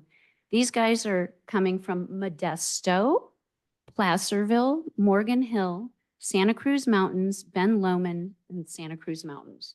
So when you think about commutes, and I know a person who works at Alpine Hills, she has a house in Tracy, and then she comes and then spends the night. We need to be able to support this local community. And even though Fogarty seems far away to us, it's not far away to other people. And I think we need to keep that in mind. And I know there are people that want to live up there because it's spectacular up there too. So that's where I am. I think if it's residential, speed limits will change. That's the way that works with state law. I'm not concerned about some of those issues, Karen, that you presented. I appreciate all the work you do. I mean, you're phenomenal in what you cover, but I have a more positive outlook that some of this stuff can be accomplished. In Hawthorne's, I attended the most recent board meeting where they're talking about refurbishing the historic barn. They are talking about putting sewer in there and bathrooms, and they're putting in a parking lot. So the sightline issue somehow was an issue for more cars, but it seems to be that it's going to be looked at for 10 to 15 spots and buses coming in. So I think there are ways to do this. And that's what I'm looking for. And some people call me an optimist. The sightline issue, I just wanted to respond to that. There is like a grandfathering in there, so moderate use is okay, which should be different than opening it up for generic public or a large 50 unit issue. I'm not against a minor thing at Fogarty for appropriate people who live up there, but that is not very low income. a person who works at a garage, repairing cars, makes pretty healthy income. And they would not qualify to live up there, if we're talking about 50 low in a commute. So, that's where I'm coming from, that point of view. And all of my answers are really just for the sunrise clause. We only have a few months. We don't have a lot of time. All of these things are on a list. That's why the list is important, but, we got to find something that really works well and we can get it to HCD and get it approved in short order. Yeah, and I'm looking at the 5 units that would be in the historic mansion. I'm not looking at 50 there. I know that's not realistic. But so that's essentially where I'm at. I did have a question. I'm sorry, another question for Terrence on whether it's Fogarty or it's Village Square. Who is responsible for the EIR? Is that the developer or is that us? It's a great question. The EIR for the zoning change itself, would be the town's responsibility. Okay. And Let me clarify, and as noted in the minutes, it's not necessarily an EIR, it's an environmental documentation. There could even be categorical exemptions. We haven't looked at it. But it's unlikely to be an environmental impact report itself. okay. And traffic studies are still a part of that. Well, it's CEQA's gotten a little strange when it comes to traffic now. You're not allowed to view traffic congestion as an environmental impact. You only look at vehicle miles traveled as an environmental impact that's now. However, you can do an operational assessment, which is prudent because the community still expects your roads to work. So that's something that is usually done. Thank you. Okay. You said 4, and I think maybe you just Oh, forgot to and I only mention said 3? Christchurch. Well, yeah, I really feel that we need to support Christchurch. And actually, Mary, did you want to talk about? Yeah. We're Well, Mary's been I'm working on. super happy about the progress there. We are getting, we believe we're getting a date where all the churches will get together and talk about affordable housing, particularly sponsored by Christchurch and by Ladera. And so they're going to bring in speakers and experts, and they're going to present their plans at this point to the community, because they both have communities that are going to have opinions about this. And so that's the next step. So there'll be that'll be in April. It probably won't necessarily affect anything. I don't know if it'll affect our work or not. But I was quite excited about it. I thought it was a positive outreach. And there's another thing that I probably am on soft ground talking about, but the next step for Fogarty is not really I'm not sure to what extent it's the work of our committee at this point. I think there's a reason to move it forward to the town council, maybe as a separate issue, because it's a multi-agency, multi-use, functional possible negotiation. I thought it should be moved forward quicker than me and Ronnie think. Should be moved forward quickly. And I don't know, I guess I could ask Terrence how he felt about that, but I don't know whether we need to make a recommendation as a committee to move that forward for further consideration with open space, and whether open space was ready to go ahead and move it forward to the town council, and how we establish that. No, I think that if your committee thinks it's a potential site for housing, and then it's one of the best ones, then I think you ought to move it forward if that's the consensus of your committee. When it comes to the acquisition of the whole parcel and the open space committee's recommendation, that's a side issue, but obviously interrelated. But for your committee, if you believe it's a good housing site that ought to be looked into further, again, you're not choosing the site, you're making a Mm-mm. recommendation to the town council to look further at sites. So if you believe that's the case, I think you should. I don't think we need to do anything more than submit our status report that has our votes. Do you think we do, Karen? No, I don't think you need to do any more than you send well, you're doing a status report now, but your final report's gonna list the sites that you think ought to move forward. Well, I guess I'm asking, I think the town council could take this report and say, great, you guys are done. We don't need a further final report. Is there any reason they couldn't do that? There's no reason they couldn't, but I'm not gonna pretend to know their mind, so. You mean why? When are after we add the village square? I already added it. Oh. We just haven't, we haven't got there. They voted. You're quicker than the rest of us, Ron. I vote with Ronnie. Um, So are we, is that the next agenda item? Yes, are we done with committee discussion?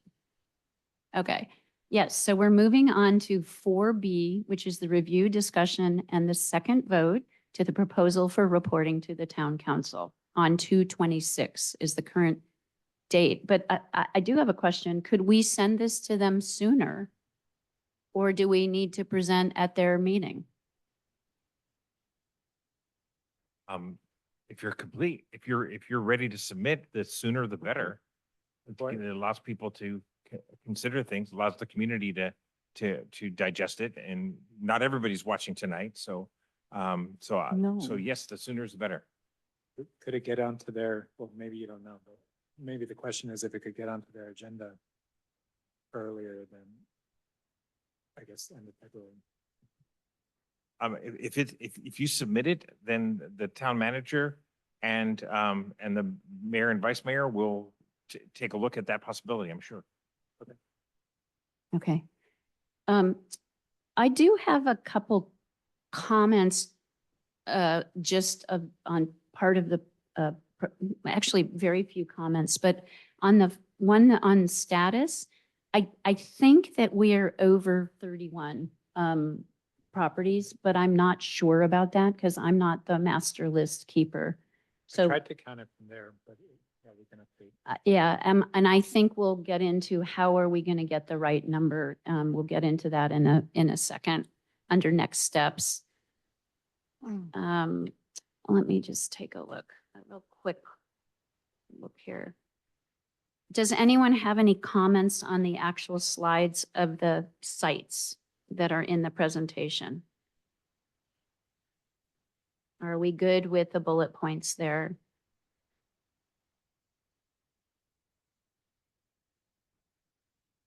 Okay. That was my one comment.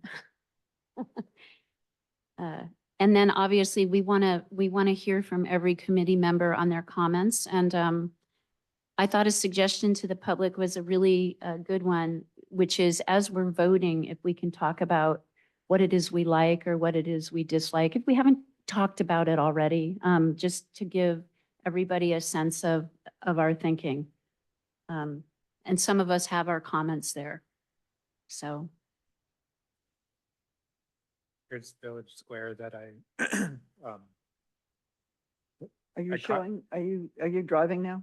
oh, am I out of turn? No. No, I'm just go wondering ahead. whether you're- Go ahead, what Ronnie. you're- Oh. what that is up there. That's Yes, you. I'm sharing the presentation. I added Village Square quickly. I copied these bullet points from the summary. Added this one, rezoning would likely take 6 months. This is the napkin proposal snapshot. And I added a row here. It sounds like based on discussion, might want to say it's 40 to 50 very low income, 20 to 25 above moderate income. And maybe not, yeah, that seems. But beyond that, I mean, I think we should also maybe discuss places where you had disagreement before. Well, however you want to conduct it, Karen. Through the chair, really quick. Sure. I just want to be clear that Mr. Lowe was looking at market rate units for the 25, not moderate income, pure market, whatever the market would bear. Is that not what above moderate income means? No. Market rate is different. No, it could be the same. I thought you said, I thought you said moderate I thought you said moderate income. So no, this would No, just be market I rate. think so- it's market rate. I Yeah. believe the term in our housing element is above moderate income. I used it because that's what we have here for Christchurch. That is That's- currently 6 AMI. That's fine. I just wanted to be clear that those units would be at whatever the market would bear. I think we have 4 columns too. I think it's very low, low, moderate, and then above moderate or, Right. yeah, okay. But yeah, I think this is the highest one.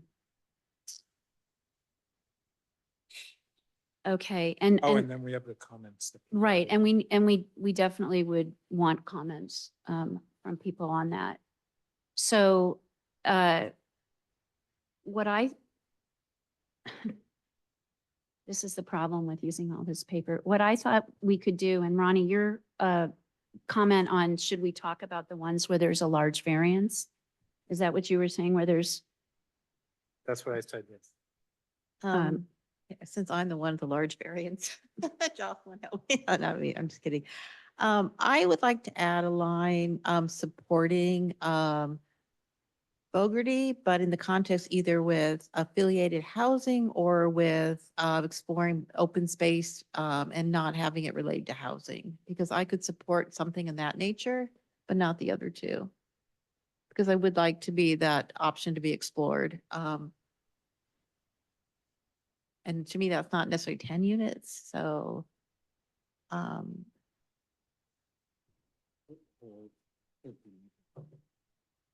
No, this is No, total. this is total. Total units. Total unit, not- You But I just don't threw- want, I don't want to discourage what's going on because I think it's a positive so, thing. so but, you want to say Fogarty should be explored explored with for open space and, affiliated housing, okay, some sort of, affiliated. I could see rangers living up there and things like that, but I don't know, maintenance workers associated. Are you recommending that? Retired architects. In the vote. in the Well, voting right, but I column. guess I want to ask, are you, I would be comfortable with that being the 10 units, or if people don't, if they think that they need to distinguish that, and have 2 different columns, that's fine too. I guess what I want to ask is, are you recommending that as like part of the housing element update process for replacing Dorothy Ford Park, or just as an independent activity? It's more of an independent activity because I do strongly support that, but I'm not comfortable with, as a housing element activity. And Maybe, Karen, maybe that should go in your comments too, because we'll, That's fine. That's fine. I just wanted to make that clear. because we are looking at replacing the housing Okay. element, and if you're, yeah. That's fine. If I can keep mine now. And I think 10 units is too low for voting. I'm sorry, Mary, I didn't hear you. Sorry, line 8, that, it seems like 10 is pretty low. I mean, the way we're talking, can we say 20? Well, we have 50. No, you have You have 10 there. 10 to I know. 25 below, Wait, 10, sorry. just 10 below. I know, but we have 50 as an option, and I'd prefer 20 instead of 10. okay. It's a lot of So- money to do just 10. So as a committee, do we want to delete everyone's votes and change it to 20 and revote, or do we Well- want to add? Good question. Could it be 10 to 20? Maybe that's something that you could add to your comments? Okay, my comment is 20. If Okay, everyone I, wants to, we could change it to say 10 to 20. I wouldn't support that unless you let me have my line supporting the open space acquisition of it. I think we get too nitty on here. It's, Yeah, it's we kind of can- we irrelevant. can put I it was as actually comment. thinking it should be 10 to 25. It's just, it's a lower amount than 50 is the concept. That's That's what I he said. was asking for, and I'm okay with that. The economics on 13 acres is never gonna happen. Or, that's.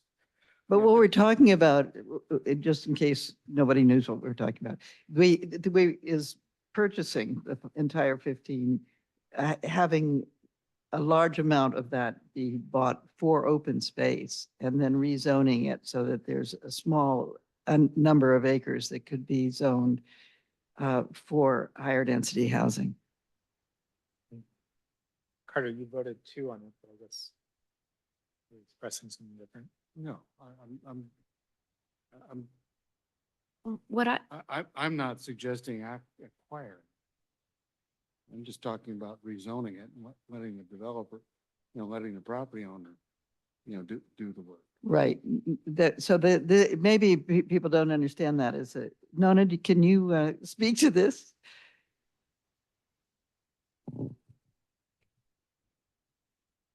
Well, it's what we discussed at the last committee meeting, that the Open Space Committee is really interested in the parcel because of the connectivity to Windy Hill and the Bay Ridge Trail, but that a portion of the parcel could be allocated to housing if this all went through. And the reason being that there is a broad sentiment that the open space fund should be used for not just acquiring new open space, but somehow saving Dorothy Ford Park. And so it would be accomplishing 2 things at once. Is that? Yeah, that's just, and I'm sure everybody hopefully realizes why I want to push it forward is because I don't want to miss an opportunity here. And I think we have an opportunity.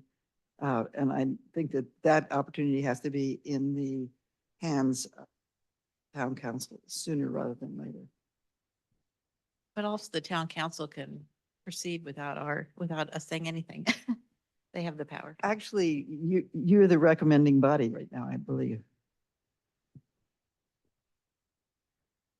If that's the case, I would argue that I would like to have a line item to recommend the town council to proceed further without a unit number. Yeah. Because I would like to be able to vote for that, because I do strongly support the open space and having affiliated housing, but I do not support either 7 or 8 at this time. But do people want to change this to 10 to 25 and then add item that Karen's talking about? Working with the open space for, yeah. Yeah, so I so think it- line, I think it, if line 8, if it's allowed to be at 10, it has to have other intrinsic value, Right, including the open space value. absolutely. And I think even at 10, it's not quite making the cut for being worth the buck. So that's why I would agree with Karen to put in the proviso working with open space. Believe it.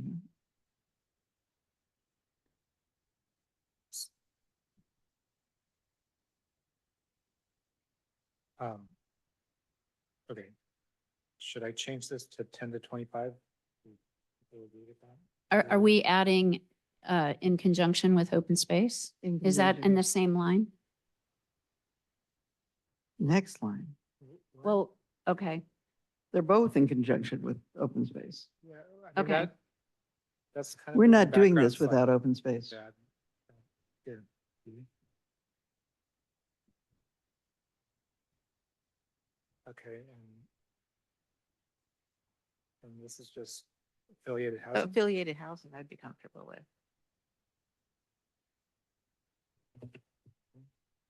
okay.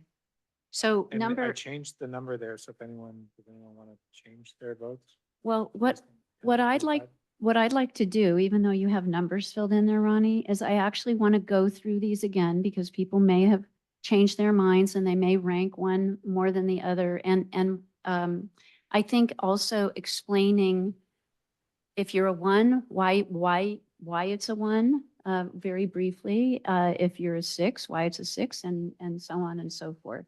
And maybe be able to comment so we can provide those comments to the council and in our presentation.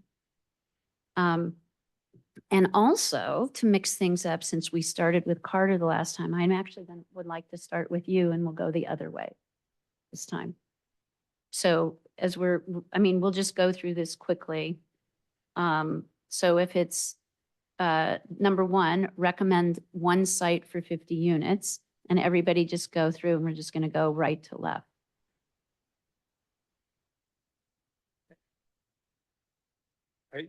Yes, I maintain my 1, I think. Okay. I don't know, you want me to say? No. that? I don't think, if you don't feel the need to say anything, you don't have to. I mean, on these first 3, maybe we could just all give our thoughts on the first 3. I think that's a good idea. Yeah. So yeah, I think our priority should be to find 1 site. I think that's going to be easiest and most likely to pass HCD. I think we do have now 2 options for 1 site. When I think of 2 to 3 sites, for me, it's really including Christ Church to sort of have 10 units and reduce down to 40 on another site. And then 5 sites, I just think is not viable for financing and too complicated to pursue. Okay, Nona? I'll stay with the votes I had before. We're basically the same reasons as Ronnie, but I'm not, I think we should do whatever we can, and I don't know whether or not there are some sites that could be developed at 10 units. Okay, Mary? I'm okay with, looking at I'm happy with my votes. 1, 3, and 3. Okay, Karen? I'm happy with my votes. Okay. I, in an ideal world, would love to see all the housing spread around town, but I know that's not feasible. But my hope is with Christ Church, we could split it maybe between Christ Church and another site. So that's why that's a 1 for me and 3 for the other ones. So they'd stay the same. And Jocelyn? Sorry, no change. Okay. Carter? My votes for the, first 3 lines, stay the same. I want to say that my votes are a little less about, the current, situation, and actually more about, long-term planning. Because I do think that, because we've looked at 31 sites, a lot of them have, have potential legs. And I think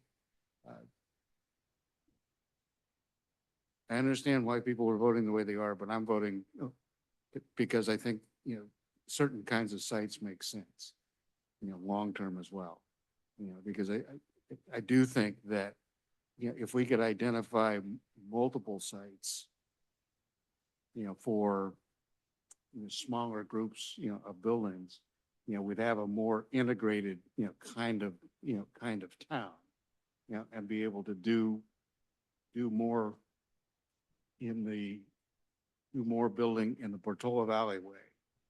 Because there are issues, that came up, during the zoning discussion when we're getting to standards, that are going to make the 50-unit sites more difficult, to build on and meet those standards. So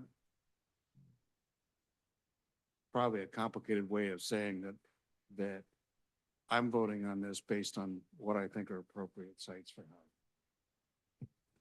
I think though that if we're voting on different criteria and not our subcommittee task, then the metrics it's going to be really hard to compare. I Right. agree, because I'm completely voting opposite of what Carter is voting. Or just our practical thing of what we need to vote on right now so we can get it done right now.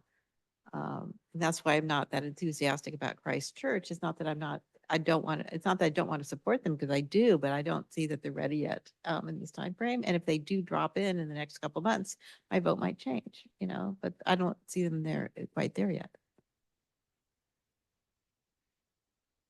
I think we're going to have to put this in our comments section.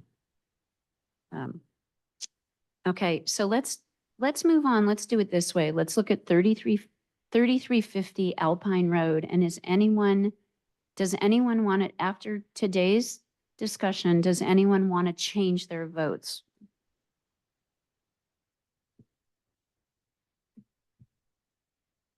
I was going to change my vote on row 4 from 2 to 3. And that's mainly just the reality of the risks of litigation. Thank you. Anybody else? Any other comments on 3350 Alpine? Okay. All right, let's move on to Fogarty now. And I think we should go through each of these individually and discuss them. And Ronnie, again, we're going to start with you for 50 units. Are you still at 2? Yeah. Okay. Nona? Wait a minute, which one are we on? We're on Fogarty. We're line 7 50. now. Fogarty for 50 units. I'll stay with my 1. Mary? Yeah, me too. Karen Batra? Sadly, I'm a 5 or 6. I'll go with 5. But, I mean, you weren't even looking at, you didn't even know which lot you were looking at when you did your site visit. It's immaterial. It's my decision. Okay. I'm going to stick with a 1. I'm excited about that property. Jocelyn, how about you? No change. And Carter? No change. Okay, so let's go to Fogarty for 10 to 25 units.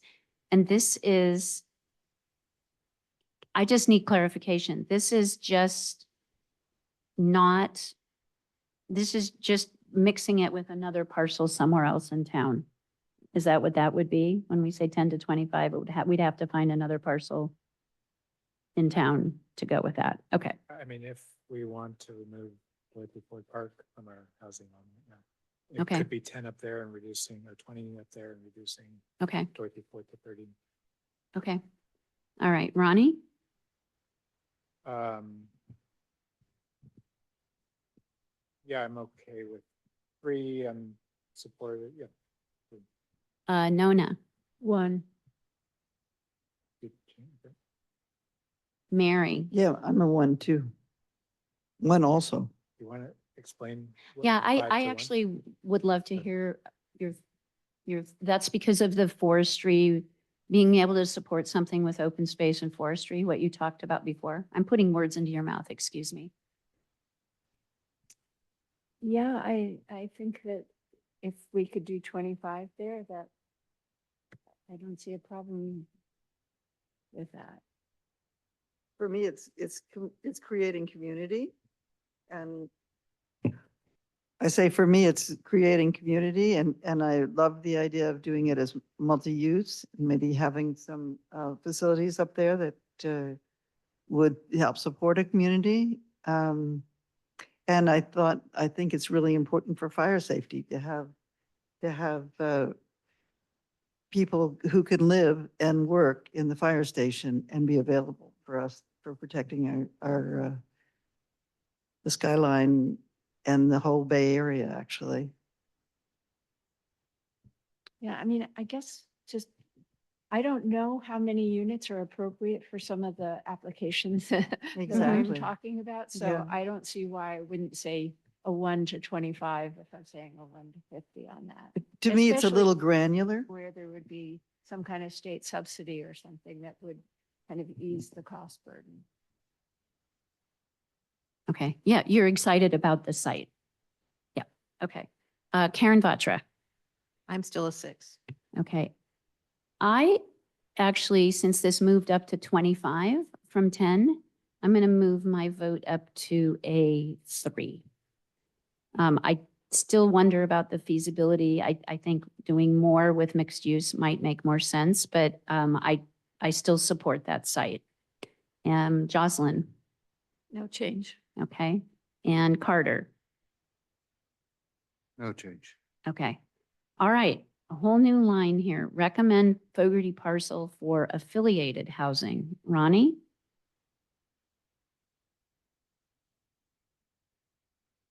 Um,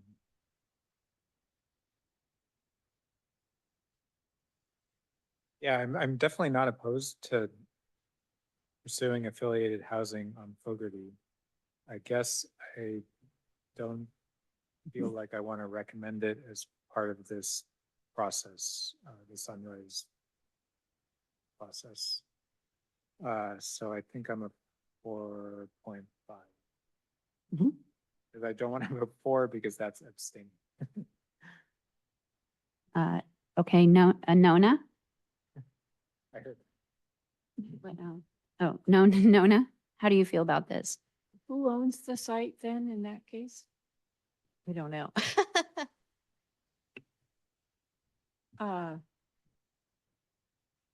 I guess a 2. I'm not exactly sure what we're voting on. Well, so let's just think We'd about be it. selling it to Think someone? about a scenario. Typically, the way open space, has been purchased, in the past, in this part of the Bay Area has been purchased by Post. And then it's gifted, to the open space district. In a situation like this, it could be potentially, purchased by the town, with, a partial gift, to the open space district with conditions that affiliated housing be built on it first. And an affiliated housing, for the open space district when much of the open space district is spread out along, Highway 35, on both sides, could be potentially a real win-win situation, for affiliated housing. And for that reason, I'd vote 1. Okay, well, put Carter's in. Okay. Mary, you were about to speak. No, Oh, I okay. want to be 1 also. Okay.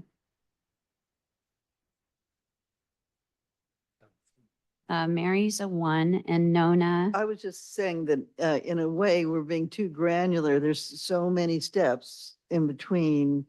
And whether it's affiliated or whether we would somehow need to be obliged to do the affordable housing. Owning it would make us so much more flexible in being able to meet whatever needs came up for our town. And that's the reason why I'm pushing for just getting this thing done, so to speak. Well, if we own it, that wouldn't be affiliated. Hmm? If we own it, it wouldn't be affiliated housing.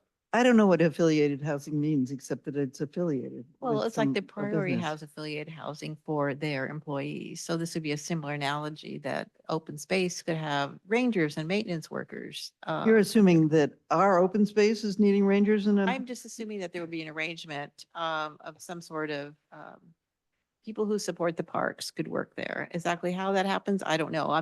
That's a concept I really like, and I think that would be appropriate Yeah, place to have housing we for love those that. people. We love that Which is concept. different than just the general public, and the very low income just to me gets into a messy area where I have the commuting issues and the schools, and to me, it's very appropriate for people that are supporting the parks to live up there.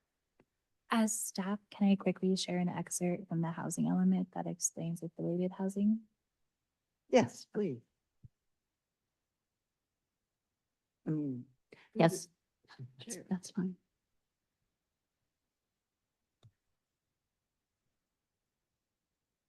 There are a lot of boxes.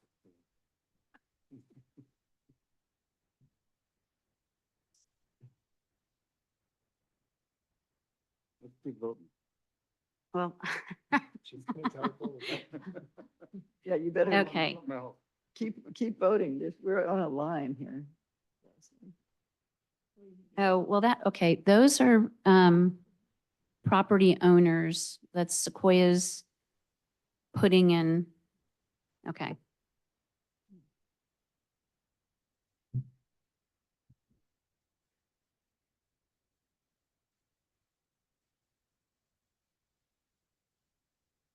I'd even go so far to say is if the town uses our open space fund, which I'm not against to purchase it, I would prefer them to hand it over to somebody else to maintain it in the long run. So that might be the person who could do the affiliate.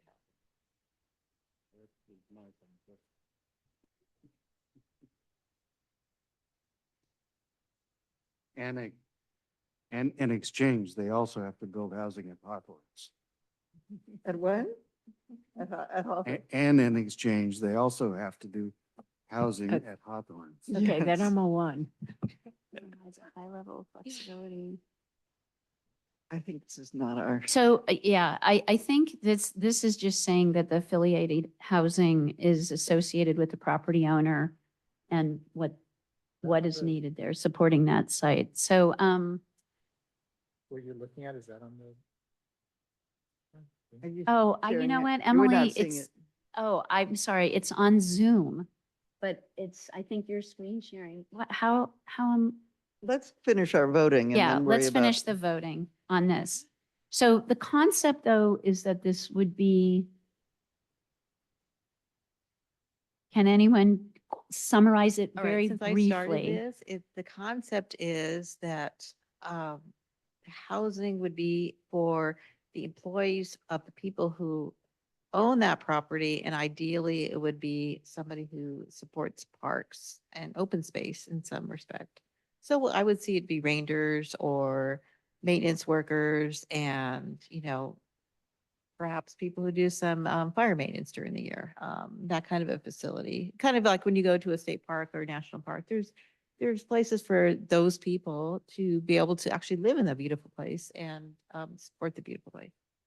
So do we need to clarify this a little bit and just put, I don't think on this thing and specifically, but we may have a different Okay. side on that. okay, Nona, One. Karen, Batra? I'm a one on this one. Uh, 2? Still. And Jocelyn? Why? Can I say why? Sure, Mhm. absolutely. Okay. I just keep coming back to our mission as a subcommittee. It's not that I don't love the idea. I think these are all wonderful ideas and we should go to the town and say, let's rezone all of these properties to develop them as reasonable 10-unit, 20-unit properties. But if we come back to our mission, which is to find a replacement site in the near term for 50 units of very low income housing, that's why I give that one a 5. But I don't want you to think I don't love the idea. I think it's a fabulous idea. Yeah. I think it's really important to share the comments behind these because it's a little ambiguous. Okay. No, All I right. agree. And that- Okay, we're on to number 10, Blue Oak Strip for approximately 10 units. Ronnie, Yeah, no change. I think it's not really going to be possible to get a lot of very low income units there. And yeah, something like 10 units is not worthwhile to pursue right now, I think. okay, Nona, No change. Mary, No change. Karen Batra. No change. I am no change, but I want to add that I think this should be pursued in our next housing element, maybe not for very low income, but the site needs to be looked at for some housing. Okay, Jocelyn, No change. Carter. Okay. All right, Christchurch. For, right now, we've got 10 units. We don't know if it could be fewer or slightly more, but Ronnie, Yeah, I've commented on this one. No change. Nona, No change. Mary, No change. Karen.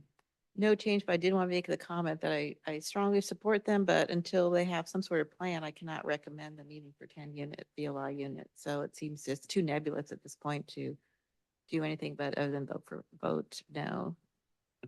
Okay, I remain a 1. I'm supportive of the church housing, no matter how it pans out.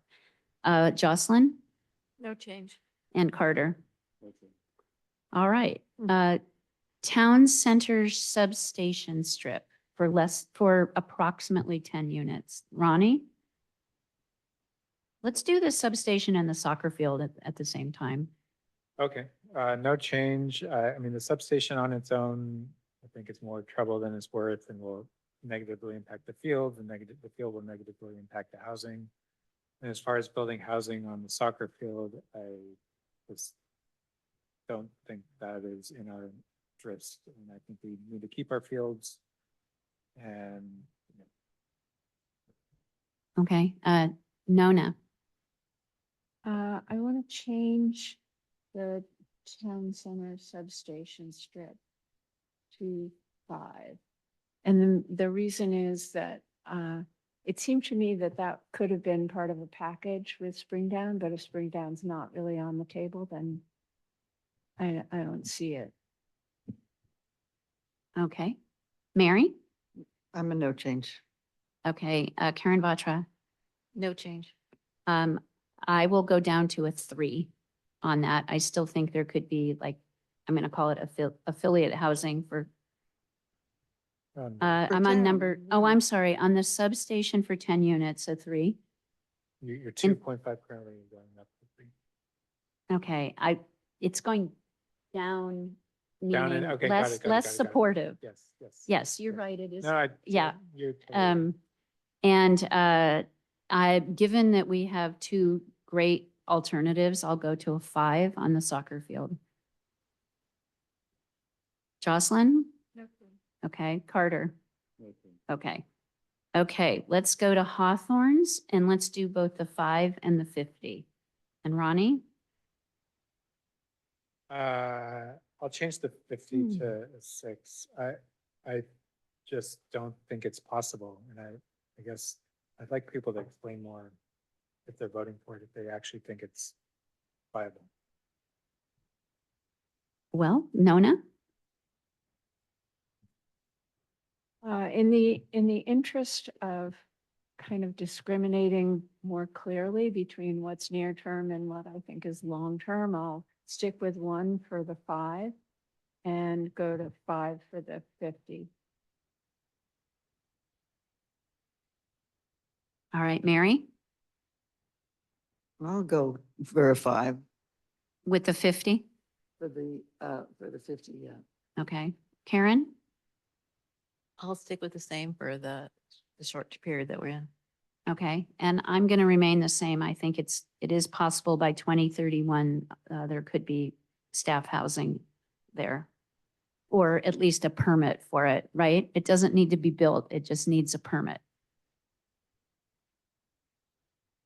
Building permit, yes. a building permit. Yeah. Just to clarify, Karen, what we're talking about 2031, we're talking about making these zoning changes during 2025. So yeah, in 2030, things could change and we could add things to the list, but that's not what we're voting on here. I'm gonna leave it the way it is. Okay, Carter. I have a question, Terrence, for a second first. On the Hawthorne's complex, for the 5 units, there isn't a zoning change required. Because, it's 80 acres. One, if I understand, it's reusing an existing building. And it was originally a residential building, correct? So, not to be shooting from the hip, but I think it may be consistent with the existing use.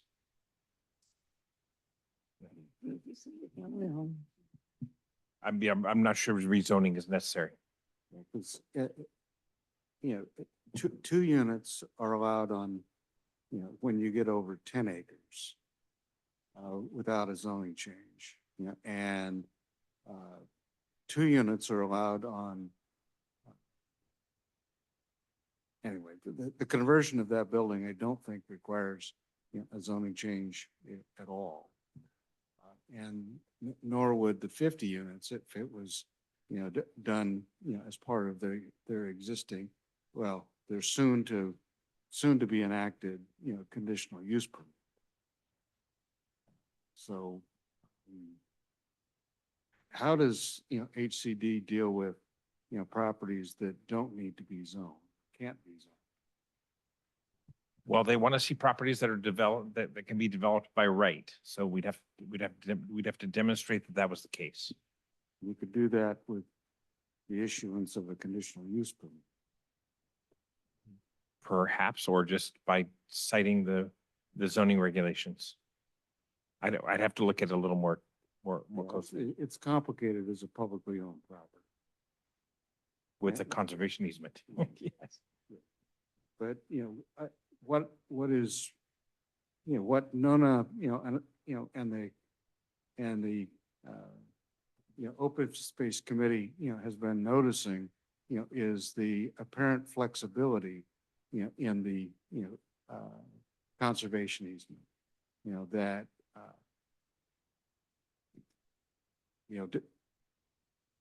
there seems to be some action behind the curtain, that buoys me to think that, property, could and should be used, for 50 units. That's why I'm keeping my votes the way they are. Okay, thank you. And now we get to vote on something new. So Village Square for 40 to 50 units with above market rate units to subsidize it. Ronnie? One. Nona? I'm a 1, but I have some doubts about whether it'll all fit. So I would want to see it more sketched out ultimately before I could really. Not on nothing. I did. Well, it's not that big an area. It's, Right. we're talking. Yeah. Mary? These are the things you should put in your comments. Yeah, I'm a 1 with the proviso that we just get the 50 very low that we need. And that the 20 to 25 be what needs to be done, what we can bargain for, or what we can negotiate. Okay, or Karen? What works. Okay, Karen? I'm between a 1 and 2, a little bit cautious because I don't think we know much, but but then again, we're not the deciding people. So I think a 1 just to be supportive. I think that's simple. I'm a 1 as well. I think there is more work to be done and we certainly need to better understand things, but I think this is definitely worth pursuing. Jocelyn? Okay. Any comments to that or no? Okay. Carter? 1. Okay. And last but not least, Dorothy Ford Park and open space. And does anyone, given the new information and what we've discussed today, does anybody want to change their vote?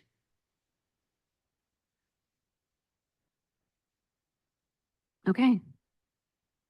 Sold. Our work is done. All right. We do need to open this up for public comment.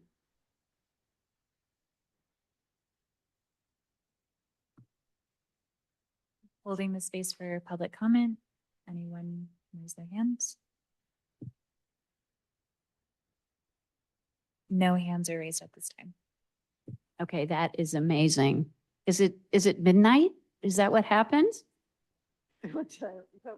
We Wow. do have one. Oh, Oh, shoot, I spoke too soon. I blew it. Go ahead. Christy Corley, you're allowed to speak.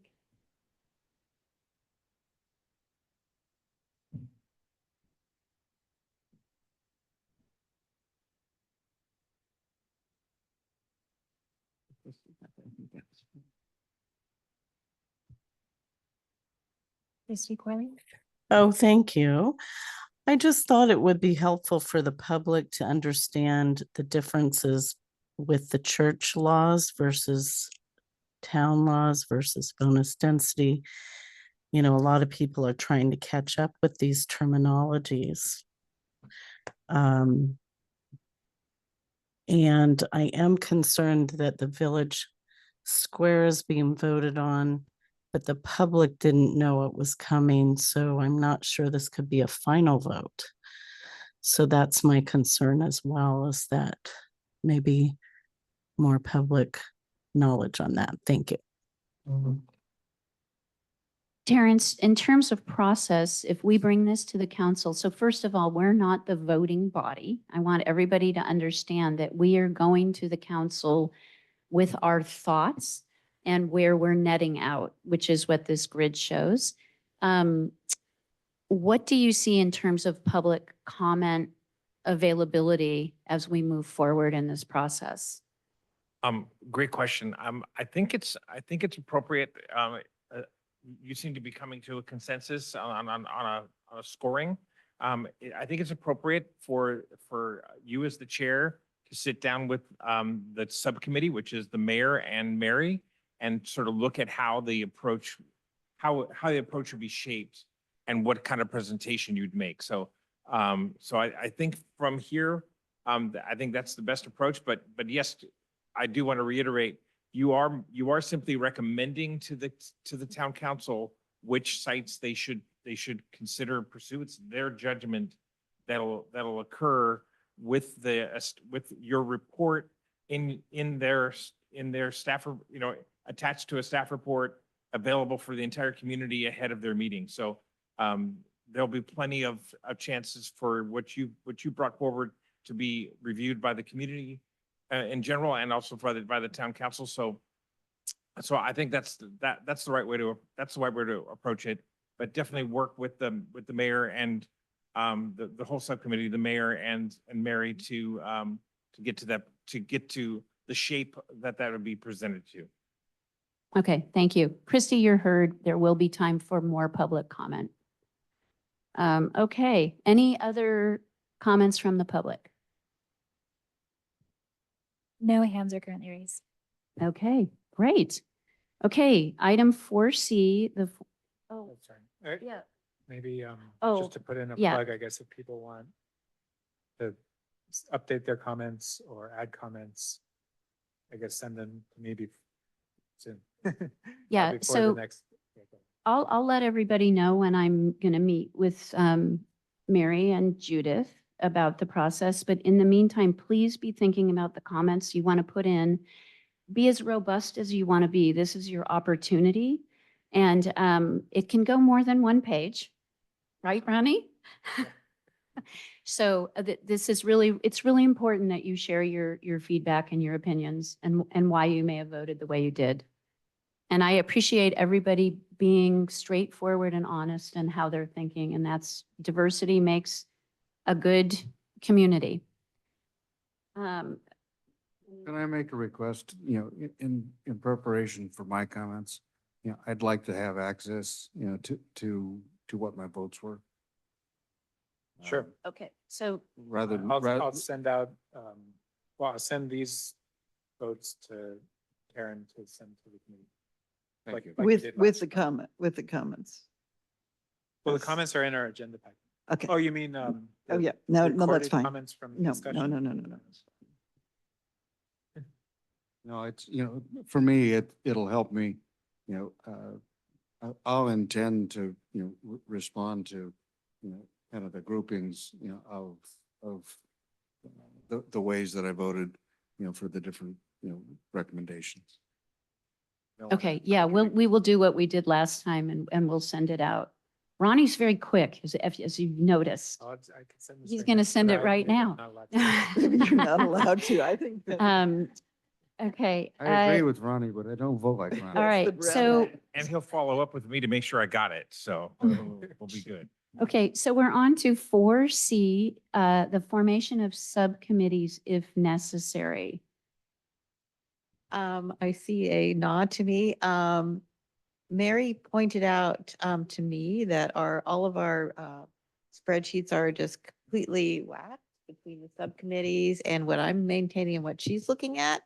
And I would like to suggest a subcommittee where I can like openly work with these two ladies. And so we could have like a Zoom call and we could sync up the spreadsheet with the numbers and they would be very short and it's not really passing information, but just making sure that we're using the same numbers, and I can call each of you separately and we can get that done, but I can't do that without having a subcommittee, and then Mary will be happy again. No, I'm never going to be happy with these spreadsheets. I have 39 on my spreadsheet. And that doesn't even come close to jiving. And I don't think, I think we haven't really got it. Basically, we're trying to get a complete list, as complete as we can. The amount of work we put into it needs to show on the list. So just because somebody doesn't think that the priority is got any flexibility right now, it shouldn't be not on there. It should be included, and it has been in. A lot of these have been included since the beginning, and we're trying to build on Judith and my sheets.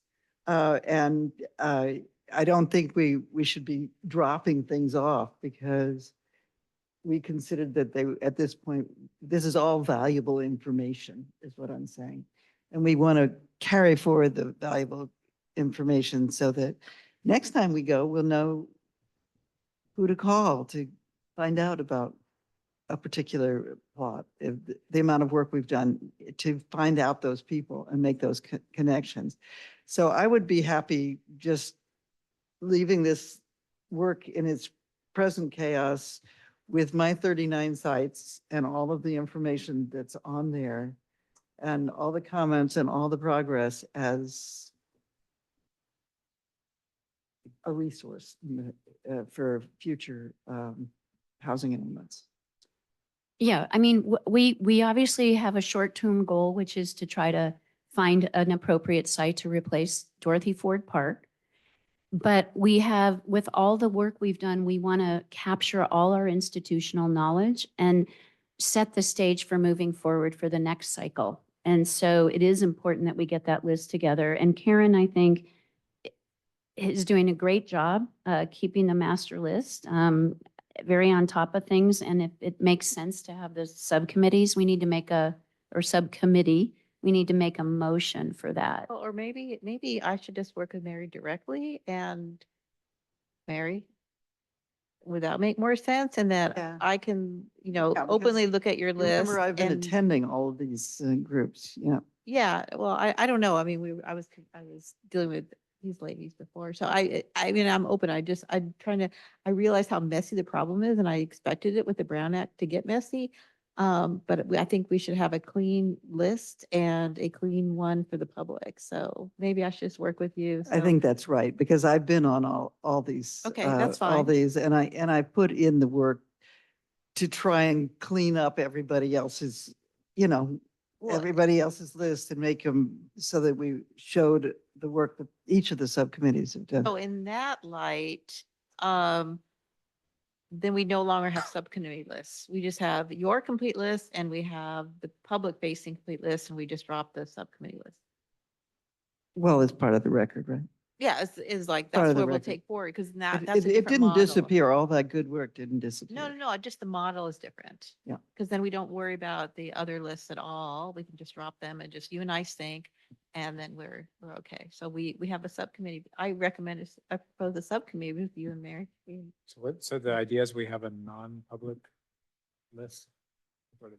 Yeah, just the one that doesn't list I mean, it's similar to the one I have, So but that just we know more complete. what's But what. where is it kept? That's what I don't know. Well, it's Well, kept it's- somewhere right Mary, now. Mary, I think to answer your question, right now, it was the list that Yeah. right, Oh, right.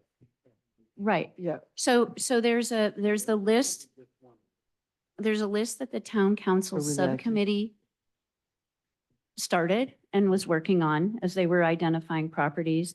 And then we have a master list and we have redactions in there. And I'll get to that in a second. So what we're trying to do though is make sure that what is on the subcommittee list is matching to what we have on the master list. No, I think My at this question is, where point, is since we're master close. list? Oh, I'm sorry. I think at this point we had subcommittee lists so we could work as subcommittees, but now I think moving forward, we don't really need to worry about the list. We need to worry about having a list that's redacted for the public. And that got out of sync because we were trying to use the subcommittee model. So I think just if Mary and I work together, we can clean up the list that's redacted that we can have in the public eye. And, Perfect. okay, do we need to make a motion That for make that sense, Ronnie? subcommittee? I needed another subcommittee. I second the motion. Beth, can you, Sure. can you ask? Okay, starting with I mean, Karen, I'm sorry, Emily. Karen Askey, Aye. Mary Hefty, Aye. Ronnie Krasinski, Aye. Carter Ward, Nona Kioriela, Aye. Jocelyn Gray, Yes. Karen Batra. Yes. Motion passes. Okay, and Just. Mary and Karen Vatra are going to be working to bring that up to date. The other thing I would request from the subcommittees, if you have information about the property that you can make transparent, if you've had a conversation, the answer is a no, and you think it's okay to put it on the list because we're not giving away any information, it would be great to be able to give the public the full list without any redactions, if possible. I'm just asking for that if possible. Okay, next steps. I've got one, which is I'm going to meet with Judith and Mary and figure out when we're going to be able to present to council. We have another one for everybody, which is to get Ronnie their comments. Any other next steps that you can think of? Just me and Mary straightening out the list. Okay. I won't be at our next meeting. And you're not attending via Zoom or?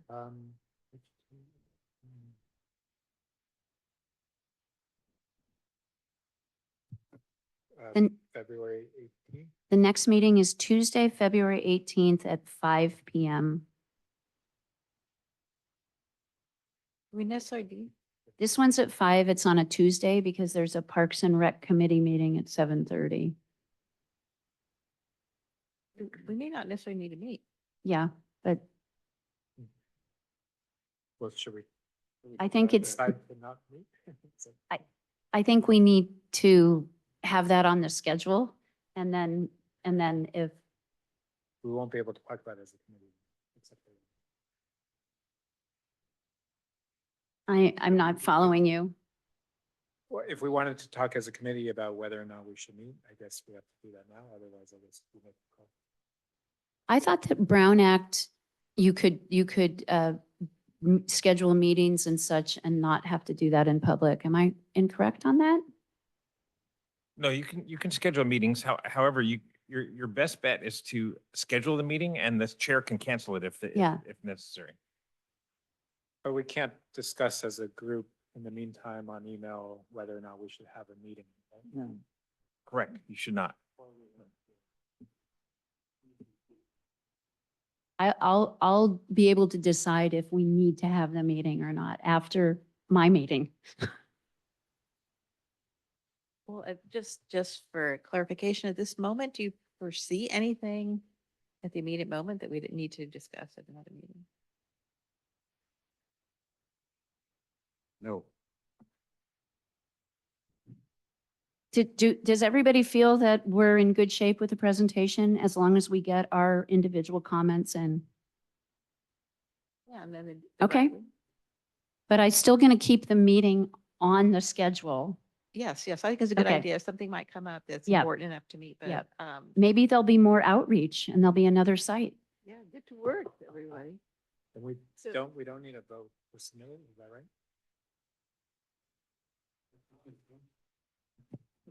A vote to, I think of a vote to submit your matrix or your list would be appropriate. I move we submit our list. I second it.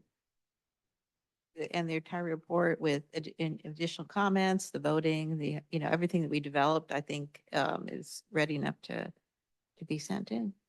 I think you can do a voice vote also. There's nobody zooming in, so You could do a voice vote if you wish. There are people zooming in, 22. No, I mean, no committee members are zooming in.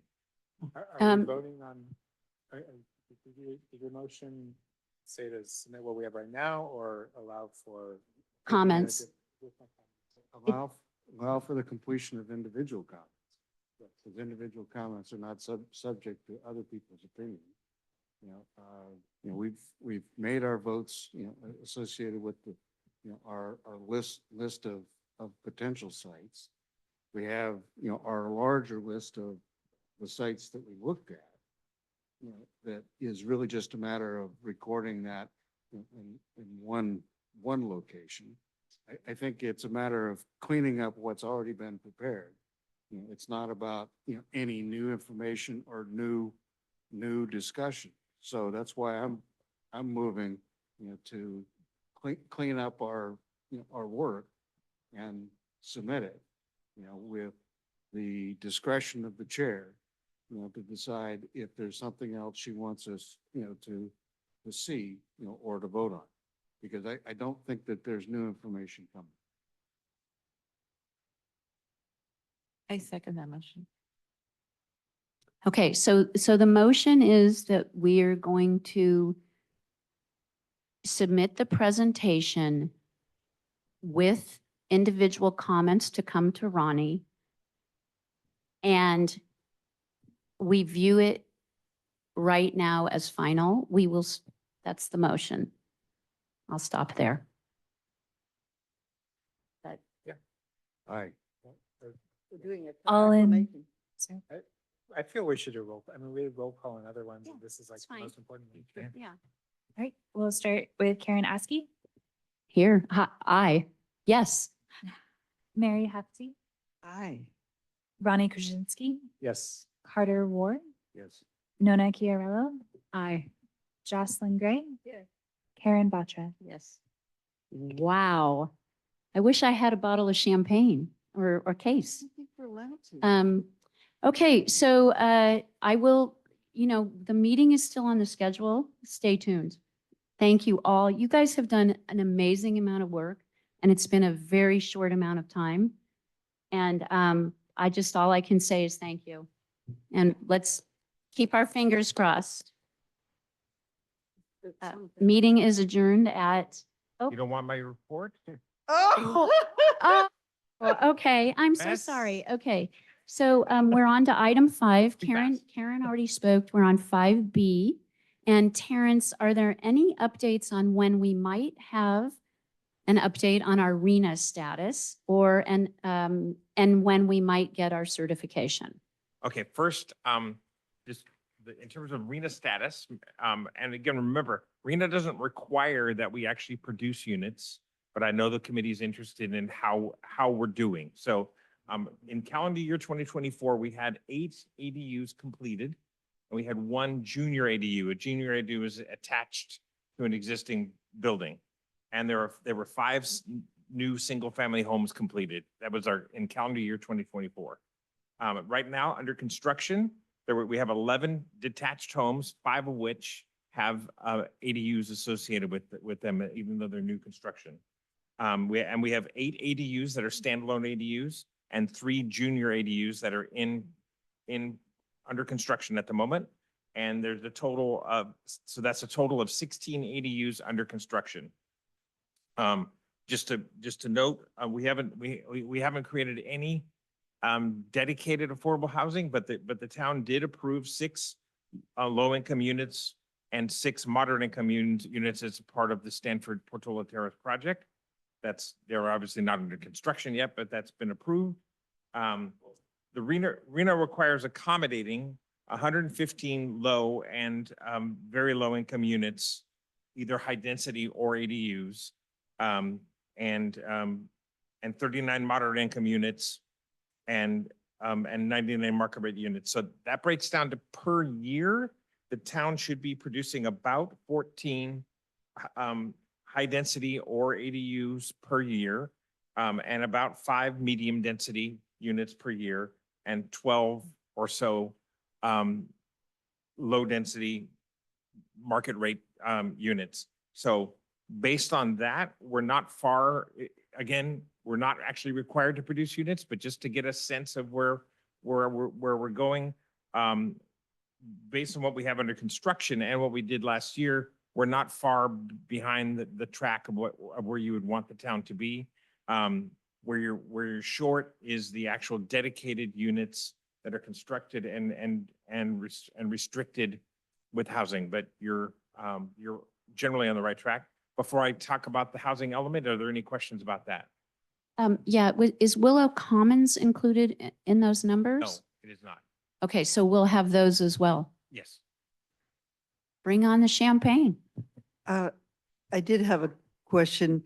Where is the, are we recognizing all of our ADUs that are out there? And have we accounted for the ones that are in the community? And are there ones that we should be bringing forward that are, that need to be upgraded, et cetera? Oh, you mean legalizing? The Yeah, ADUs? legalizing ADUs. We haven't accounted for those at this point, but we are working on streamlining the process of legalization. And when would that be happening? It's on the list. Okay, So I, yeah, but yeah. I don't have a time frame at this point. Okay, it's someday we ought to get a. However, if there's a property owner that wants to legalize it, wants to legalize their unit, we have a process now, so they need to contact our building department and come and talk to us, and we'll do a planning approval. We'll take a look at it. You don't have to wait for the streamlined process. We can legalize units now. Not with the stroke of a pen, but we can review it. And there is an amnesty program that we will be implementing. It's in our housing element. I just don't know the date. It's coming up that we'll be putting together an amnesty program Oh. for those units.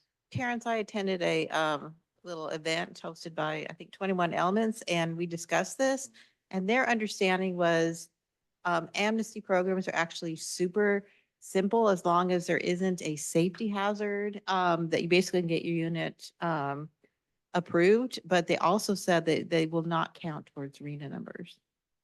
Correct, because they existed before. They existed before. So it's good for the homeowner that now they actually have a permitted building if they want to sell it. But it doesn't help. But it doesn't help for RENA. I thought that'd be worth Both of these. mentioning. that. Thank Okay. you. And yes, I'm sorry, go ahead. Oh, You're I was on. gonna, I know it's late, so I was gonna, we're still working on finding a way to rezone the Dorothy Ford site to residential without creating an awkward parcel. So I'm working with our town council right now on doing that. If I'm successful in that argument, let's call it an argument. If I'm successful in that argument, we should be moving forward quickly by March with the rezoning of the parcels and submitting that to the state. So rezoning of the one parcel and the text amendment in the zoning ordinance. Any questions on that? Yes, are there efficiencies to bringing other zoning changes at the same time? Efficiencies either in time or in No, cost? no, because I don't want to confuse the state. Yeah, we need to focus on getting the housing element certified. Yeah. Okay. Well, that's great news, Terrence. Thank you for waiting all this time to share that with us. Okay, now, item 6, adjournment, 8:26 PM. And thank you, everybody.